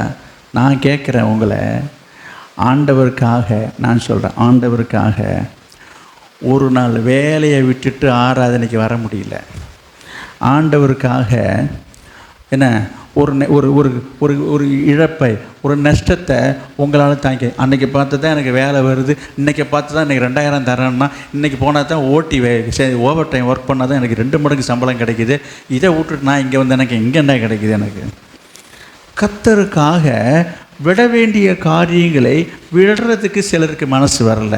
அன்னைக்கு பார்த்து தான் என்ன நன்மையாக அன்னைக்கு பார்த்து தான் புது நன்மையும் பழைய நன்மையும் வைக்கிறாங்களாம். உனக்கு ஒரு நன்மையும் கிடைக்காது. இதை தேடி ஓடுறாங்க. கேட்டால் நன்மையாக ஒரு நன்மையும் வராது. நான் சொல்கிறேன், ஞாயிற்றுக்கிழமை ஆராதனை இன்னைக்கு அறியாத சத்தியத்தை அறியாத வசனத்துக்கு கீழ்ப்படியாதவங்க செய்கிற காரியங்களுக்கெல்லாம் நீங்கள் ஓடிட்டு இருந்தீங்கன்னாக்கா உனக்கு ஒரு நன்மையும் கிடைக்காது சொல்லிட்டேன். அன்றைக்கு தான் ஓடுறது. அவங்க வச்சுட்டு போகிறான். அவன் அறியாதவன், அவிசுவாசி, ரட்சிக்கப்படாதவன், ஆண்டுக்கு பயம் இல்லாதவன், அவன் தான் செஞ்சுட்டு போகிறான். இதுக்கு ஒரு விசுவாசி ஓடுது பாருங்கள். நான் என்ன சொல்ல வரேன், கர்த்தருக்காக உன் சொந்த பந்தத்தையோ உன் உறவையோ உன் நட்பையோ இழக்கிறதுக்கு உனக்கு மனசு வரல. அவங்க மனசு கஷ்டப்படும், அவங்க மனசு நோகும், அவங்க கோச்சிப்பாங்க, உறவு அத்து போயிடும், அதை போயிடும், இது போயிடும்னு அதற்கு முக்கியத்துவம் கொடுத்துட்டு ஆண்டவரை விட்டுட்டு ஓடிட்டு இருக்கிற நீங்களாம் என்னத்தை ஆண்டவருக்கு கொடுக்க போகிறேன்? நான் சொல்கிறேன், உங்களுக்கு சோதனை வரும். ஞாயிற்றுக்கிழமை அன்னைக்கு சோதனை வரும். இந்த சோதனையை நீ ஜெயிச்சாலே போதும். நீங்கள் ஒன்றும் உங்கள் பிள்ளையெல்லாம் ஒன்றும் பலி கொடுக்க வேண்டாம். இப்போ ஒரே வார்த்தையில் நான் முடிச்சுக்கிறேன். உனக்கு வர சோதனை ஞாயிற்றுக்கிழமை வரும். என் சோதனை, இந்த சோதனை நீ ஜெயிச்சிட்டுன்னா கர்த்தர் சொல்லுவார், நீ என் சொல்லுக்கு கீழ்ப்படிந்தபடியினால், நீ தேவனுக்கு பயப்படுறேன்னு நான் அறிந்தபடியினால் நான் உன்னை என்ன செய்ய போகிறேன்? உன்னை ஆசீர்வதிக்கவே உன்னை ஆசீர்வதிப்பேன், உன் பேரை பெருமைப்படுத்துவேன், உன்னை பெருக செய்வேன் என்று கர்த்தர் சொல்கிறாரியா? உங்களுக்கு அதை தான் சொல்லுவார். இதெல்லாம் செய்கிறதே கிடையாது. கர்த்தர் மட்டும் என்னை ஆசீர்வதிச்சிடணும், எனக்கு ஆசீர்வாதம் வந்துடணும். இன்றைக்கி நான் சொல்ல வேண்டிய செய்திக்கு நான் வருகிறேன். என்னது, எல்லோரும் ஆசீர்வாதத்தை தேடுறீங்க, ஆசீர்வாதத்தை விரும்புகிறீங்க, கர்த்தருடைய ஆசீர்வாதத்தை பற்றி பேசணும்னு விரும்புகிறீங்க. நான் ஆசீர்வாதத்துக்கான வழியாக தான் பேசிட்டு வந்தேன். இது வரைக்கும் பேசின காரியங்கள் கோணம் வித்தியாசமாக இருக்கலாம். எப்படி ஆசீர்வாதத்தை பெற்றுக்கொள்வது தெரியாமல் இன்றைக்கி திணறிட்டு இருக்காங்க நிறைய பேர். ஆசீர்வாதத்தின் வழி இதுதான்யா. இவங்க பாருங்க, இப்போ முடிவை பாருங்க. ஆபிரகாமுடைய வாழ்க்கையின் முடிவு என்ன? இதுலேருந்து நம்ம கற்றுக்கொள்கிற காரியம் என்ன? ஆண்டவர் நமக்கு சொல்லிக் கொடுத்த காரியம் என்ன? இதுலேருந்து ஆண்டவர் என்ன சொல்ல வருகிறார்? எதற்காக அந்த சம்பவம் வேதத்தில் எழுதப்பட்டிருக்கிறது? ஏன் ஆண்டவர் இது நமக்கு ஒரு திஷ்டாந்தமாக முன்மாதிரியாக எல்லாம் வைத்திருக்கிறார்? அதற்கப்புறம் யாருக்காவது இப்படி நடந்துச்சா? ஆபிரகாமை சோதிச்சது போல யாரையாவது சோதிச்சார்? அவரை பொறுத்தவரைக்கு போதும் நிறுத்திக்கிட்டார். யார்? நான் கர்த்தரை தான் சொல்கிறேன். என்ன போதும்? வரும் சந்ததிக்கு இந்த ஒரு சம்பவமே போதும்யா என்று சொல்லி ஒரு பானை சோத்துக்கு ஒரு சோறு பதம் என்ற மாதிரி நமக்காகவே கர்த்தர் என்ன செஞ்சிருக்காரு? இதுதான் உண்மை.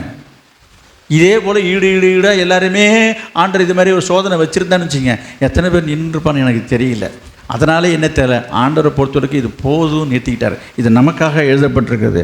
அதனால் உங்களுக்கு இந்த சம்பவம் நடக்குதோ இல்லையோ, உங்கள் குடும்பத்தில் உங்கள் வாழ்க்கையில் ஏற்படுகிற சோதனைகளை கடந்து வருவதற்கு தேவனுக்கு கீழ்ப்படிங்க, தேவனுடைய சொல்லுக்கு கீழ்ப்படிங்க.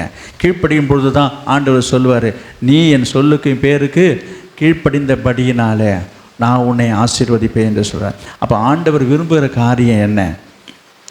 நீங்கள் வாசிக்க வேண்டிய நேரம் இல்லை. லேவியராகவும் 11ஆம் அதிகாரம் 40 குறித்து கொள்ளுங்கள். லேவியராகவும் 11:45, லேவியராகவும் 19:2, லேவியராகவும் 20:26. இதில் சொல்லப்பட்டிருக்கிற வசனம் புதிய ஏற்பாட்டில் பேதுரு எழுதுகிறாரு. 1 பேதுரு 1ஆம் அதிகாரம் 16வது வசனத்தை வாசிங்க. இதெல்லாம் ஒரே வசனம் தான் நான் சொல்லியிருக்கிறது அத்தனையும். 1 பேதுரு 1:16. நான் பரிசுத்தர் ஆகையால் நீங்களும் பரிசுத்தராய் இருங்கள் என்று எழுதியிருக்கிறது. அங்கே எழுதியிருக்குது. அதை தான் இப்போ நம்ம சொன்னது தான். அதுதான் இப்போ நேரம் இல்லை. இப்போ நான் சொன்ன பாருங்கள், லேவியராகம் 11:45, 19:2, 20:26 எழுதியிருக்குது. அதை தான் இங்கே பேதுரு சொல்கிறாரு. என்று எழுதியிருக்கிறது. என்ன எழுதியிருக்குது? நான் பரிசுத்தர் ஆகையால் நீங்களும் பரிசுத்தராய் இருங்கள். ஆண்டவர் பரிசுத்தராக இருக்கிறது போல நாம் எல்லாரும் பரிசுத்தமாக இருக்க வேண்டும் என்று ஆண்டவர் விரும்புகிறார். அப்போ எதற்காக நம்மளை ஆண்டவர் தெரிந்து கொண்டிருக்கிறார் என்று சொன்னால் தெரியுதுங்களா? அவரை போல மாறணும், அவரை போல வாழணும், அவருக்காக வாழணும். புரிஞ்சிங்க முதல்ல. அப்போ எதற்காக இந்த காரியங்கள்லாம் பேசிகிட்டு இருக்கீங்க? எதற்காக நம்ம கீழ்ப்படியணும்? எதற்காக இந்த சத்தியம்? எதற்காக இந்த செய்தி? அவரை போல மாறணும், அவரை போல வாழணும், அவருக்காக வாழணும். தெளிவாக இருக்குது. ஆண்டவர் சொல்கிறார், நான் பரிசுத்தராக இருக்கிறது போல. அப்போ என்ன அர்த்தம்? அவரை போல நம்ம மாறணும், அவரை போல வாழணும். அவர் எப்படி இருந்தார்? சிலுவையின் மரண பரியந்தமும் கீழ்ப்படிந்தவராய் என்று சொல்லி நான் சற்று முன்பு ஆரம்பத்தில் நான் சொன்னேன். அது மாத்திரமா? எபிரேயரில் வாசிக்கிறோம், அவர் பட்ட பாடுகளினாலே கீழ்ப்படிதலை கற்றுக்கொண்டார் என்று நாம் சொல்லி வாசிக்கிறோம். அப்போ தேவர் உங்கள்கிட்ட எதிர்பார்க்கறது என்ன? கீழ்ப்படிதல். அவரை போல கீழ்ப்படிதல். அவரே கீழ்ப்படிந்தாராம். அப்போ அவரை போலவே நீங்களும் கீழ்ப்படியணும். அவரை போல என்ன? சிலுவையின் மரண பரியந்தமும் இயேசு கீழ்ப்படிந்ததாக என்று சொல்லி இப்போ வாசித்தோம் அல்லவா? அதே போல உங்கள் வாழ்க்கையில் நடக்கிற எல்லா சோதனைகளும் எல்லா சூழ்நிலைகளிலும் நீங்கள் ஆண்டவருக்கு கீழ்ப்படிந்தவராக நடக்க வேண்டும் என்று ஆண்டவர் விரும்புகிறார். ஏன் கீழ்ப்படிய வேண்டும் என்று சொன்னால் கர்த்தர் சொல்கிறார், நான் பரிசுத்தராய் இருக்கிறது போல நீங்கள் பரிசுத்தராய் இருக்க வேண்டும். நான் இருக்கிறது போல, நான் வாழ்ந்தது போல, நான் நடந்தது போல அவரை போல மாறணும், அவரை போல வாழணும். அப்போதான் கர்த்தர் உங்களை ஆசீர்வதிப்பார். ஆண்டவருடைய ஆசீர்வாதத்தை பெறுவதற்கு இதுதான் சிறந்த வழி, சரியான வழி. இதெல்லாம் விட்டுட்டு நீங்கள் சும்மா அவர்கிட்ட போய் நல்லவரே நல்லவரே நல்லவரேனாக்கா ஒன்றும் என்னது என்னமோ ஒன்று சொல்லுவது, மயிலே மயிலே இறக போடனா போடாதான். அந்த மாதிரி நீ என்ன தான் நீ தந்தனன்னு நீ போட்டாலும் சரியா ஒன்றும் நடக்காது. இதை சொல்லுவதனாலே நீங்கள் சொல்லுவதை தடை செய்ய வரல. நீ 1000 ஸ்தோத்திர பலி இல்லை, நீ 10,000 ஸ்தோத்திர பலினாலும் செலுத்துங்க. ஸ்தோத்திர பலி இடுகிற தேவனை மகிமைப்படுத்துகிறான். ஆனால் நீ தேவனுக்கு கீழ்ப்படியணும். நீ தேவனுக்கு கீழ்ப்படியாமல், தேவனுடைய சொல்லுக்கு கீழ்ப்படியாமல், அவரோட வார்த்தைக்கு பயப்படாமல் நீ 1000 இல்லை 10,000 ஸ்தோத்திர பலி சொன்னாலும் ஒன்றும் நடக்காது. சிலர் கேட்குறாங்க, நான் அப்படிலாம் இருக்கிறேன். நீ இருக்கிறது நல்ல விஷயந்தான். கர்த்தர் ஸ்தோத்திர பலியிடுறது விரும்புகிறது தான். நீ பண்ணாத கூத்தெல்லாம் பண்ணிவிட்டு நீங்கள் ஸ்தோத்திர பலி விட்டால் சரியாக ஒன்று நடத்துருமா? புரியல. அப்படி தான் நினைக்கிறாங்க. எதை வேணாலும் பண்ணலாம், என்ன வேணாலும் செய்யலாம், என்ன வேணாலும் பேசலாம். போய் உடனே போய் ஸ்தோத்திரம் போட்டாக்க இவங்க ஸ்தோத்திரம் போட்டுடணும். இவங்களுக்கு நிறைய பேருக்கு நடத்துகிற காரியம் இவங்க செய்யறதெல்லாம் செஞ்சுவிட்டு சில ஆட்கள் பாருங்கள், ஒரு உணர்வு இல்லாமல் உடனே ஸ்தோத்திரம் ஸ்தோத்திரம். என்ன ஸ்தோத்திரம்? எதுக்கு ஸ்தோத்திரம்? என்ன செய்தோம், என்ன பண்ணணுன்றது ஒரு உணரணும், ஒரு ரியலைஸ் பண்ணி, ஒரு அனலைஸ் பண்ணி அதை உணர்ந்து ஒப்பு கொடுத்தீங்கன்னாக்கா கர்த்தர் செய்வார். ரொம்ப ஈஸியாக, ரொம்ப துச்சமாக நினைக்கிறாங்க. நான் சொல்கிறேன், மனுஷன்ட்ட எடுபடலாம், கர்த்தர்ட்ட எடுபடாது. அதை தான் நான் சொல்லிட்டு வரேன். இதுதான் உண்மையும் கூட. பேர் நினைக்கிறாங்க, மனுஷன் ஒத்துக்க மாட்டார், கர்த்தர் ஒத்துப்பார், அவர் ரொம்ப நல்லவர், அவர் ரொம்ப இறக்க சுபாவம் இல்லைரு. அந்த இறக்க சுபாவம் உள்ளவர் தான் இப்போ சொன்னதை இப்போ நீங்கள் படிச்சிங்க. நான் பரிசுத்தராக இருக்கிறது போல நீங்களும் பரிசுத்தராக இருக்க வேண்டும் என்ற. அப்போ நான் கீழ்ப்படிந்தது போல நீங்களும் கீழ்ப்படிய வேண்டும் என்று தானே அர்த்தமாகிறது. இயேசுவே சிலுவையின் மரணப்படின்னு கீழ்ப்படிஞ்சிருந்தாருன்னா நம்ம கீழ்ப்படிணுமா இல்லையா? இன்றைக்கி நிறைய பேருக்கு கீழ்ப்படிதல்னா என்னன்னு தெரியலையே. அவரோட சொல்லுக்கு கீழ்ப்படுகிறோமா? சத்தியத்துக்கு கீழ்ப்படுகிறோமா? வசனத்துக்கு கீழ்ப்படுகிறோமா? உங்களை நடத்துகிறவங்களுக்கு கீழ்ப்படுறீங்களா? சொல்லிகிட்டே போகலாம். கீழ்ப்படுதலை எடுத்தாக்கா நான் திரும்ப இன்னும் ஒரு பிரசங்கம் பண்ணுற மாதிரி ஆகிடும். வேண்டாம். கீழ்ப்படுதலை பற்றி நிறைய காரியங்கள் சொல்லப்பட்டிருக்குது. பெற்றோர் பிள்ளைகளே பெற்றோருக்கு கீழ்ப்படின்னு சொல்லிருக்குது. விசுவாசிகள் என்ன செய்யணும்? ஒரு சபையில் இருக்கிற விசுவாசிகள், மந்தையில் இருக்கிறவங்க உங்களை நடத்துகிறவர்களுக்கு கீழ்ப்படிங்கள் இருக்குது வசனம். இன்றைக்கி விசுவாசிகள் ஊழியக்காரர்களுக்கு கீழ்ப்படுகிறாங்களா? பிள்ளைகள் பெற்றோருக்கு கீழ்ப்படுகிறாங்களா? ரோமர் 13ஆம் அதிகாரத்தில் முதல் வசனத்துக்கு மேலான அதிகாரம் இல்லை யாருக்கு நீங்கள் என்ன செய்யணும்? கீழ்ப்படின்னு எழுதியிருக்குது. கீழ்ப்படுறீங்களா? நீங்கள் வேலை பார்க்குற இடங்களில் மேலே அதிகாரிக்கு கீழ்ப்படுறீங்களா? அவர் சரியில்லைங்க, அவர் குடிக்காரருங்க, அவர் ரொம்ப மோசமானவருங்க சில பேர் சொல்கிறது. நான் சொல்கிறேன் அதுக்கும் வசனம் இருக்குதுங்க. நேரம் இல்லையே, கவனிங்க. நான் ஒரே ஒரு வார்த்தை சொல்லிடுறேன். சிலர் இப்படிலாம் ஒரு அதுக்கு சாக்கு போக்கு சொல்லிட்டு தப்பிக்கிறாங்க அவங்க. நீங்கள் எடுங்க பேதுரு 1 பேதுரு 2ஆம் அதிகாரம் 18ஆவது வசனம். 1 பேதுரு 2:18.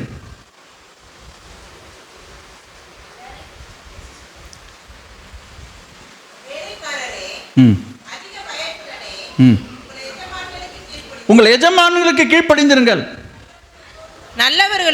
நல்லவர்களுக்கும் சாந்த குணமுள்ளவர்களுக்கும் மாத்திரமல்ல முரட்டு குணமுள்ளவர்களுக்கும் கீழ்ப்படிந்திருங்கள். நிறைய பேருக்கு இந்த வசனம் தெரியாது.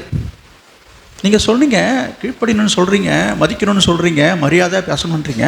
அவர் நல்லவராக இருந்தால் தாங்க. அவர் மோசமானவங்க, அவர் குடிச்சிட்டு கண்ணாம பேசுகிறாங்க, குடிக்கார பையன் அவங்க. மரியாதை என்ன தெரியாதுங்க. இவனுக்கெல்லாம் நாம் கீழ்ப்படி நினைக்க நாங்கள் அவசியம் இருக்குது அப்படின்னு சொல்கிற ஆட்கள்லாம் இங்கே இருக்கிறாங்க. வேதம் சொல்லுது அப்படி கிடையாது. நல்லவங்க கெட்டவங்கலாம் கிடையாது. யாராக இருந்தாலும் உன்னை விட மேலான அதிகாரத்தில் இருக்கிறாங்களா, ஒரு பதவியில் இருக்கிறாங்களா, வயசில் மூத்தவங்களாக இருக்காங்கன்னா அவன்கிட்ட ஒரு அதிகாரம் இருக்குதா? ரோமர் 13:1 எடுத்து படித்து பாருங்கள். எந்த மனுஷனும் மேலான அதிகாரம் உள்ளவனுக்கு என்ன செய்யணும்? அது யாராக இருந்துட்டு போட்டுங்க. அவன் உலகத்தானாக இருக்கட்டும், அவிசுவாசி இருக்கட்டும், கடவுளே இல்லைன்னு சொல்லுவான். அவங்கள்ட்ட அதிகாரம் இருக்கணும், நம்ம கீழ்ப்படிஞ்சு தான் ஆகணும். அதிகாரத்துக்கு எதிர்த்து நிற்கிறவன் தேவனுடைய நியமத்துக்கு எதிர்த்து நிற்கிறான்னு எழுதியிருக்குது. நீங்கள் நினச்சிட்டு இருக்கலாம் அவர் ரட்சிக்கப்படாதுங்க, அதை பற்றிலாம் உனக்கு பேச்சே கிடையாது. நமக்கு ஆண்டவர் சொல்லி கொடுத்துருக்கிற படிப்பினை பாடத்தை கற்றுக்கொள்ளுங்க முதலாவது. இன்றைக்கு சில பேர் வியாக்கியானம் பண்ணிட்டு உட்காந்துருக்காங்க. இவங்க தான் பெரிய புத்திசாலின்னு பேர் பேசிகிட்டு இருக்காங்க. நம்மளையே ட்விஸ்ட் பண்ணுறாலாம் இருக்கிறாங்க. இல்லை நீங்கள் தெளிவாக இருக்க வேண்டும், தெரியுதா? அதனால் யாருக்கெல்லாம் கீழ்ப்படியணுமோ அவங்களுக்கு கீழ்ப்படிஞ்சு தான் ஆகணும். அவங்க நல்லவங்களோ கெட்டவங்களோ அதை பற்றி இல்லைங்க. என்ன இப்போ படிச்சிங்க? முரட்டு குணம் உள்ளவர்களுக்கும் கீழ்ப்படிஞ்சு தான் ஆகணும். போதுமா? அதனால் என்ன சொல்ல வருகிறேன்? கீழ்ப்படிதல் மூலமாகத்தான் ஆசீர்வாதத்தை பெற முடியும். இப்போ இந்த கீழ்ப்படிதலுக்கு நீங்கள் வர வேண்டும் என்பது தான் இன்றைய செய்தி. நம்ம கீழ்ப்படிந்தோம்னா கர்த்தர் உங்களை ஆசீர்வதிப்பார். ஆண்டவர் எதில் பிரியமாக இருக்கிறாரு அதை பார்த்தோம். கீழ்ப்படிதலை பார்க்கிலும் அவர் சர்வாங்க பலியை விரும்பலை. நல்லா புரிஞ்சுக்கணும். எனவே நீங்கள் கீழ்ப்படியாமல் நீங்கள் என்ன தான் ஆண்டவருக்கு செய்தாலும் ஆண்டவர் அதில் பிரியப்பட மாட்டார். அதனால் அவங்களை ஆண்டவர் ஆசீர்வதிக்க முடியாது. உங்களை ஆசீர்வாதங்கள் குறைவுபடும். கர்த்தர் உங்களை ஆசீர்வதிப்பாராக. நாம் ஜெபம் பண்ணுவோம். Price the Lord. Hallelujah. Price the Lord. நாம் ஜெபிப்போம். நீங்கள் ஜெபிக்கணும். பிறகு இவ்வளோ நேரம் ஆண்டவர் ஆவியானவர் உங்கள்கிட்ட பேசியிருக்காரு. நீங்கள் உங்கள் வாயை திறந்து ஒரு 2 வார்த்தை ஆகிலும் இப்போ நீங்கள் ஜெபிச்சிங்கன்னா தான் உங்களுக்கு ஆசீர்வாதம். நான் மைக்கில் ஜெபிக்கிறதை நீங்கள் கேட்டுட்ருக்கக்கூடாது. நீங்கள் ஜெபிக்க வேண்டும். நீங்கள் என்ன சொல்ல போகிறீங்கன்றதை கர்த்தர் இப்போது கவனித்து பார்த்து கொண்டிருக்கிறார், கேட்டுக்கொண்டிருக்கிறார். இந்த சொல்லுக்கும் இந்த வார்த்தைக்கும் நீங்கள் கீழ்ப்படிய ஆயத்தமா? கீழ்ப்படிய உங்களை ஒப்பு கொடுக்குறீங்களா? கீழ்ப்படிய மனதாக இருக்கீங்களா? இந்த சத்தியத்தின்படி நடக்க வேண்டும் என்று தீர்மானிக்கிறீங்களா? அப்படியானால் கர்த்தர் ஆபிரகாமை ஆசீர்வதித்தது போல உன்னை ஆசீர்வதிப்பார், உன் குடும்பத்தை ஆசீர்வதிப்பார், உன் பிள்ளைகளை ஆசீர்வதிப்பார். நீ பலுகி பெருகுவாய், உன்னை திரளாக பெருக பண்ணுவேன் என்று கர்த்தர் சொல்லுகிறார். நான் வானத்தின் நட்சத்திரங்களைப் போல உன்னை பெருக பண்ணுவேன் என்று சொல்லுகிறார். கடற்கரை மணலத்தைப் போல உன்னை பெருக பண்ணுவேன் என்று கர்த்தர் சொல்லுகிறார். நீ சொல்லுக்கு கீழ்ப்படிய வேண்டும். இன்றைக்கு ஆண்டவர் உன்னோடு பேசி கொண்டிருக்கிறார். ஆண்டவருடைய வார்த்தையை, வசனத்தை நீ இன்றைக்கு கேட்டுக்கொண்டிருக்கிறாய். கேட்ட நீ இந்த சொல்லுக்கு, இந்த வார்த்தைக்கு உன்னை ஒப்பு கொடுத்து கீழ்ப்படியும் பொழுதுதான் இந்த ஆசீர்வாதங்கள் எல்லாம் உன் வாழ்க்கையில பலிக்க போகிறது. வேணுமா வேண்டாமா நீனே தீர்மானித்துக்கொள். ஆண்டவர் சொல்லுகிறார், இதோ உனக்கு முன்பாக ஆசீர்வாதத்தையும் சாபத்தையும் உனக்கு முன்பாக வைத்திருக்கிறேன். நீ எதை தெரிந்து கொள்ள போகிறாய்? நீ உயிர் தப்புவதற்கு, நீ ஜீவனுக்கு ஏது ஆகும்படி நீ ஆசீர்வாதத்தை சுதந்திரித்துக் கொள்ள என்று கர்த்தர் சொல்லுகிறார். நீ என்னத்தை தெரிஞ்சு கொள்ள போறீங்க? அது முடிவு உங்க கையில தான் இருக்குது. இப்ப நீங்க உங்க வாயால என்ன சொல்ல போறீங்களோ அதை தான் ஆண்டவர் செய்வார். இருப்பேன் இவ்வளவு தூரம் சொல்லியும் இன்னும் சிலர் முழங்கால் படிக்கிறதுக்கு மனசு இல்லையே. என்ன நினைச்சிட்டு உட்காந்துருக்கீங்க? சில அட்டையை போல உட்காந்துருக்கீங்க. பிரைஸ் தி லார்ட், ஹல்லேலூயா. ஓ ரிபலதர ஷதரந்தர ரியாதுலா கரபரா. ஹல்லேலூயா. ஜெபம் பண்ணுங்க, ஜெபம் பண்ணுங்க. எத்தனை பேருக்கு மாறணும்னு ஆசை இருக்கு? எத்தனை பேர் மாறுறதுக்கு ஆசையாக இருக்கீங்க, விருப்பமாக இருக்கீங்க? எத்தனை பேர் இன்றைக்கு சொல்லப்பட்ட அந்த வார்த்தைக்கு, இந்த வசனத்துக்கும் உங்கள் மனசை ஒப்பு கொடுக்க விருப்பமாக இருக்கீங்க? உங்களுக்கு விருப்பம் இருந்தால் அப்படி மாறணும், அப்படி வாழணும், ஒரு ஆபிரகாமை போல் நான் இருக்கணும், அந்த ஆசீர்வாதம் எனக்கு வேணும் அப்படின்னு விருப்பம் உள்ளவங்க மட்டும் உங்கள் கையை உயர்த்துங்க. விருப்பம் இல்லாதவங்க கையை உயர்த்த வேண்டாம். உங்களுக்கு விருப்பம் இருந்தால் உங்கள் கையை உயர்த்துங்க. எதற்காக என்று சொன்னால், நான் கையை உயர்த்தி உங்கள் கையை எண்ணிக்கை பார்த்து அப்படி அல்ல, அப்படி அல்ல. கையை உயர்த்த சொல்வதுடைய அர்த்தமே, ஆண்டவர் உங்கள் இருதயத்தை பார்க்கிறார், கர்த்தர் உங்கள் தீர்மானத்தை பார்க்கிறார். தீர்மானத்தின் அடையாளம்தான் நம்முடைய கையை உயர்த்துவது. எனவே நீங்கள் தீர்மானித்தது உண்மையாக இருந்தால் உங்கள் வலது கரத்தை உயர்த்தி கர்த்தர்ட்ட சொல்லுங்க, ஆண்டவரே என்னை தாழ்த்தி ஒப்பு கொடுக்கிறேன், என்னை ஒப்பு கொடுக்கிறேன், இந்த சத்தியத்துக்கும் இந்த வார்த்தைக்கு ஒப்பு கொடுக்கிறேன், ஆபிரகாமை போல ஒப்பு கொடுக்கிறேன், நான் கீழ்ப்படிய மனதாக இருக்கிறேன், எனக்கும் என் குடும்பத்துக்கும் என் பிள்ளைகளுக்கு இந்த ஆசீர்வாதம் வேண்டும், நானும் என் பிள்ளைகளும் நன்றாக இருப்பதற்கு இந்த வார்த்தைக்கு, இந்த சத்தியத்துக்கு நான் கீழ்ப்படுகிறேன், நான் வாழ விரும்புகிறேன், நான் நடக்க விரும்புகிறேன், உம்மை போல வாழணும், உம்மை போல மாறணும், எனக்கு அந்த கிருபை தாரும் என்று நீங்கள் வாயை திறந்து நீங்கள் ஒரு வார்த்தை சொல்லணும். உங்களுக்காக நான் ஜெபிக்கிறேன். Price the Lord. பரிசுத்தமுள்ள எங்கள் நல்ல பிதாவே, நாங்கள் உம்மை ஸ்தோத்திரிக்கிறோம்.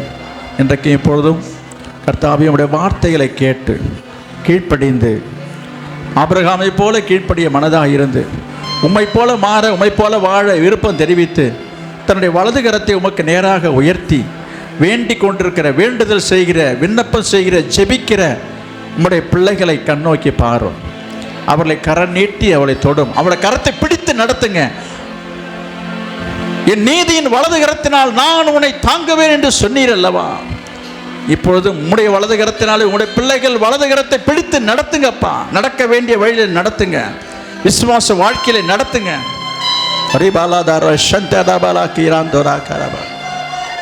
வழிகாட்டுங்க, வழி நடத்துங்க, கிருபை தாங்க. சோதனையை சகிக்கிற மனுஷன் பாக்கியவான்.